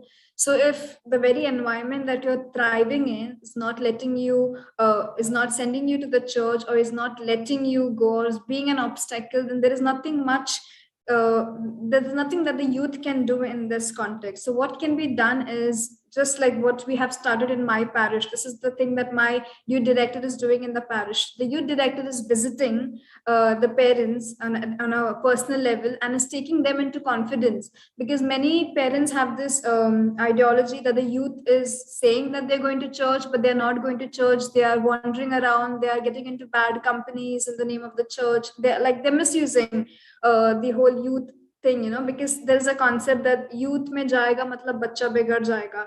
So the priest is visiting on a personal level, is taking the parents into confidence that you don't worry, you entrust your child to me, I will take care of the child, and I will see that your child is there in the youth and is getting the kind of formation that they deserve or they want. So I think this personal touch here and there, and in taking the parents into confidence, becomes a big thing. So yes, that could be done, of course, on a personal level. If I could continue, sorry, Melvin, I just want to make one point there. Taking into confidence, yes, but after that, we as young people need to show that we can change into better beings. And only then our parents will place their trust in us, that no matter where I go, I will not become this person that you have in your mind. I will change the notion of what people think that young people are. So I think that is what happened with me in my family. Earlier it was like a taboo for me to even go to the church or talk to the boys, but my mother, my father, they have seen how I have changed as a person. I have gained their confidence, I have gained their trust, and now they just believe in me and they support me no matter what. Melvin. I was just gonna say what you were gonna say, that we as youth, like Jasna said, we the youth can't do much if there's a lack of formation at home. But yeah, we as a youth can become brand ambassadors of the youth ministry and prove to the people who are negating us that no, being in the youth ministry can prove fruitful for their children. All right, moving on to the next question. What would be some advice, suggestions you have to seminarians or young priests in working with the young people?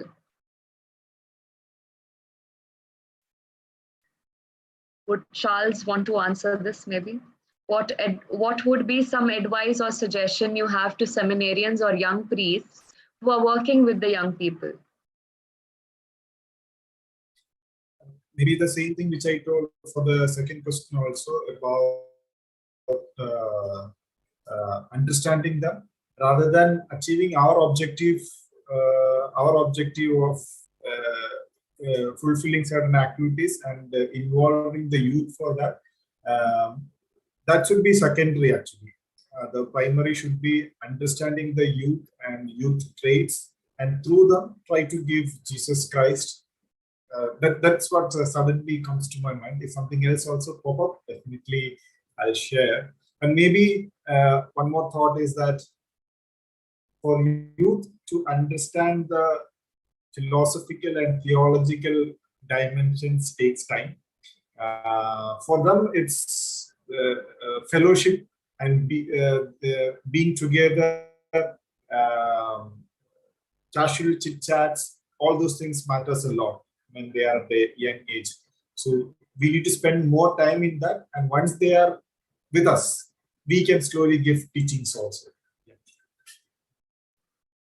Okay, does anybody else want to make a remark?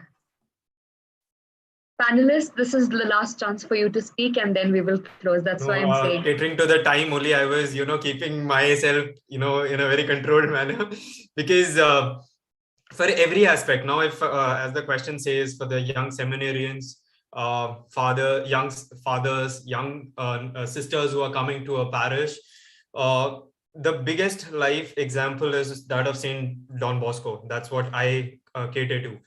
The life Saint Don Bosco lived was being such age at a senior age.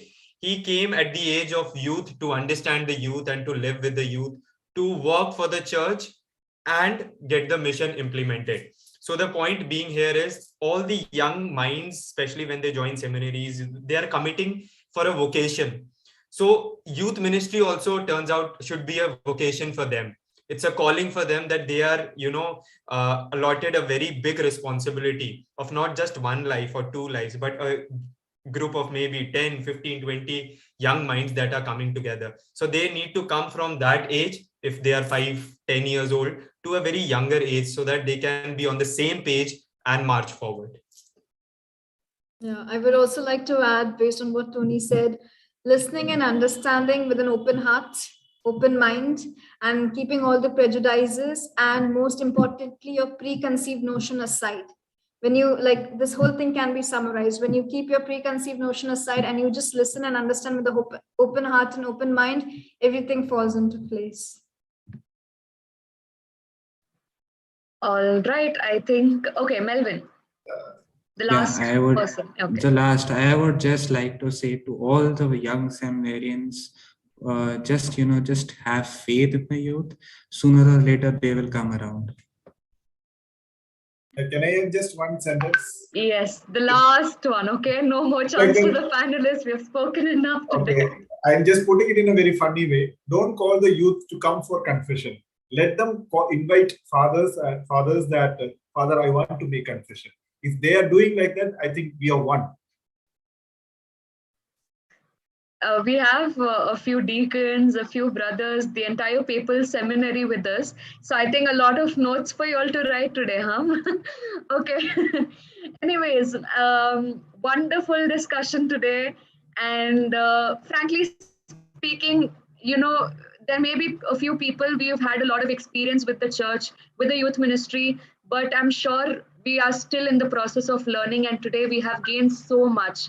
So many minds have spoken, and you panelists have really, really, built this whole excitement, the curiosity, and the energy, that we require to walk forward now from here. So thank you so much, dear panelists. And before we conclude, I request Father Dinesh Braganza to give final closing remarks. Okay, thank you, Jasvita. It's really an honor for me. This year, the Pope on the 1st of January, the message on the World Day of Peace, he talked about intergenerational dialogue. And I think that kind of sums up what you all have just done in these last 2 hours. Listening to you all, I can say the church is in safe hands. Old guys like me can become like the dinosaurs extinct. The church is in safe hands. What I keep hearing again and again reminds me, there's Father Shiju here, who are in the social sciences department. And a few years ago, we had done a research study on Catholic youth in India. Perhaps some of you also filled out the questionnaire. And I hear again what those youth said that time. God experience is really important. Youth can do so much. Something that you said really hit me hard. I've made a ton of notes. I'm not going to be able to read them out here. What Jyotsna mentioned, it's not about change, it's about going back to the roots in a way. Going back to the roots is my own thing, but the church is going back to Jesus. And in one way or another, I heard you saying it again and again and again. Not rules, not regulations, going back to the vision, the mission of Jesus. Okay, and Jyotsna, you took it so beautifully when you brought in that mission command or the mission statement of Jesus, owning it. Not just clergy, not just the Pope, not just bishops, every one of us.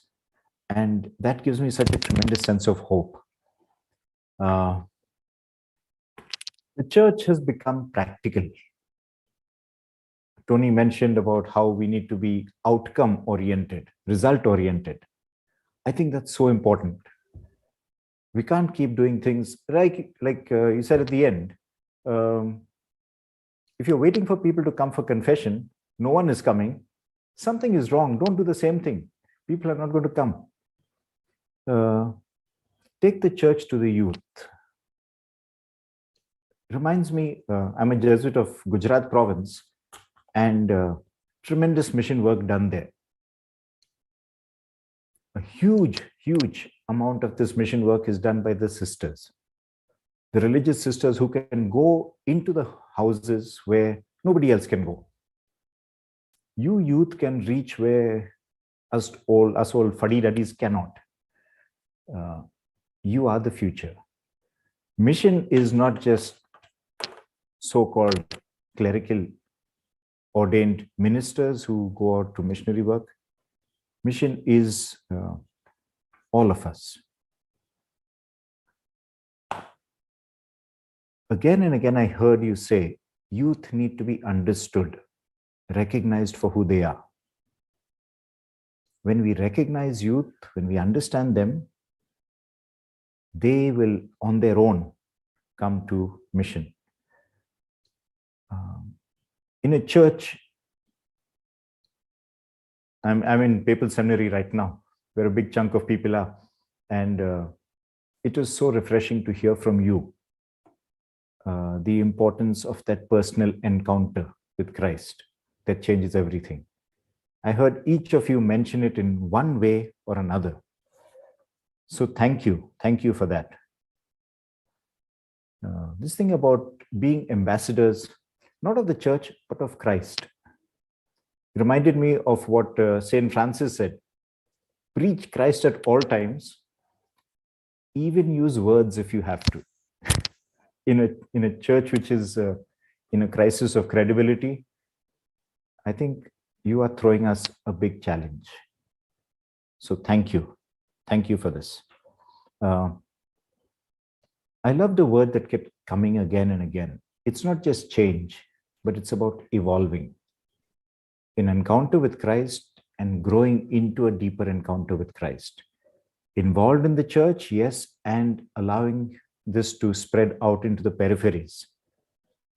I love the imagery you used, like youth are like plants in a garden, need attention, need care, need acceptance, and then they really flourish. I think you can say that for every human being. That's what we all need, whether we are youth or not. So thank you for these beautiful reminders. And finally, once again, what I said right at the beginning, I think you give me such a sense of hope that the church is in safe hands. Kind of like Jesus at the end of that, telling Peter, you will go in directions, you will be taken in directions where you don't want to go, but where you must go. And I think you, the youth, are taking the church where often the institutionalized, clericalized church does not want to go, but has to go if we are to survive as church. So thank you so much. Thank you so much, Father Dinesh. In brief, I think you have just said that you have already placed your faith in us, the young people, and you're going to accompany us in this journey. So on behalf of young people, I thank you, all the priests and deacons and religious sisters who are present here today for 2 days, especially to listen to young people. I know, this just shows that you're accepting us, slowly, and you want to listen to us, because basically this synod is all about that, listening and dialogue. So thank you so much for accompanying us for these 2 days. We really appreciate your presence here with us. Now, I request Father Jai Pradeep to have the closing prayer. Dear friends, first of all, I sincerely thank you, each and every one of you, for such clarity in expressing how youth understand the whole process of synodality. I'm a priest from Delhi Archdiocese. I'm inspired so much. I'm sure that all the youth members, seminarians, priests, religious, those who are watching, are inspired so much for everything that you have spoken. Dear friends, as we conclude these panel discussions, it is very important for us to hear the whispering voice of the Holy Spirit, who is at the center of the whole synod as such. So I kindly request all of you to keep a moment of silence to listen to his voice just before we receive final blessings from him.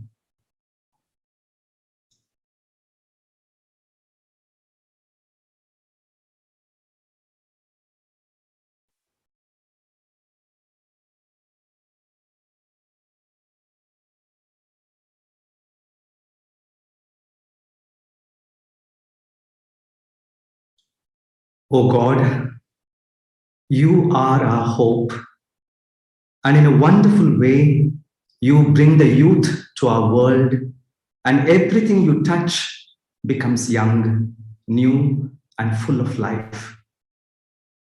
Your will for us is that we, the young people of India, may always run the race with full of life, taking along all those who are slow and fearful.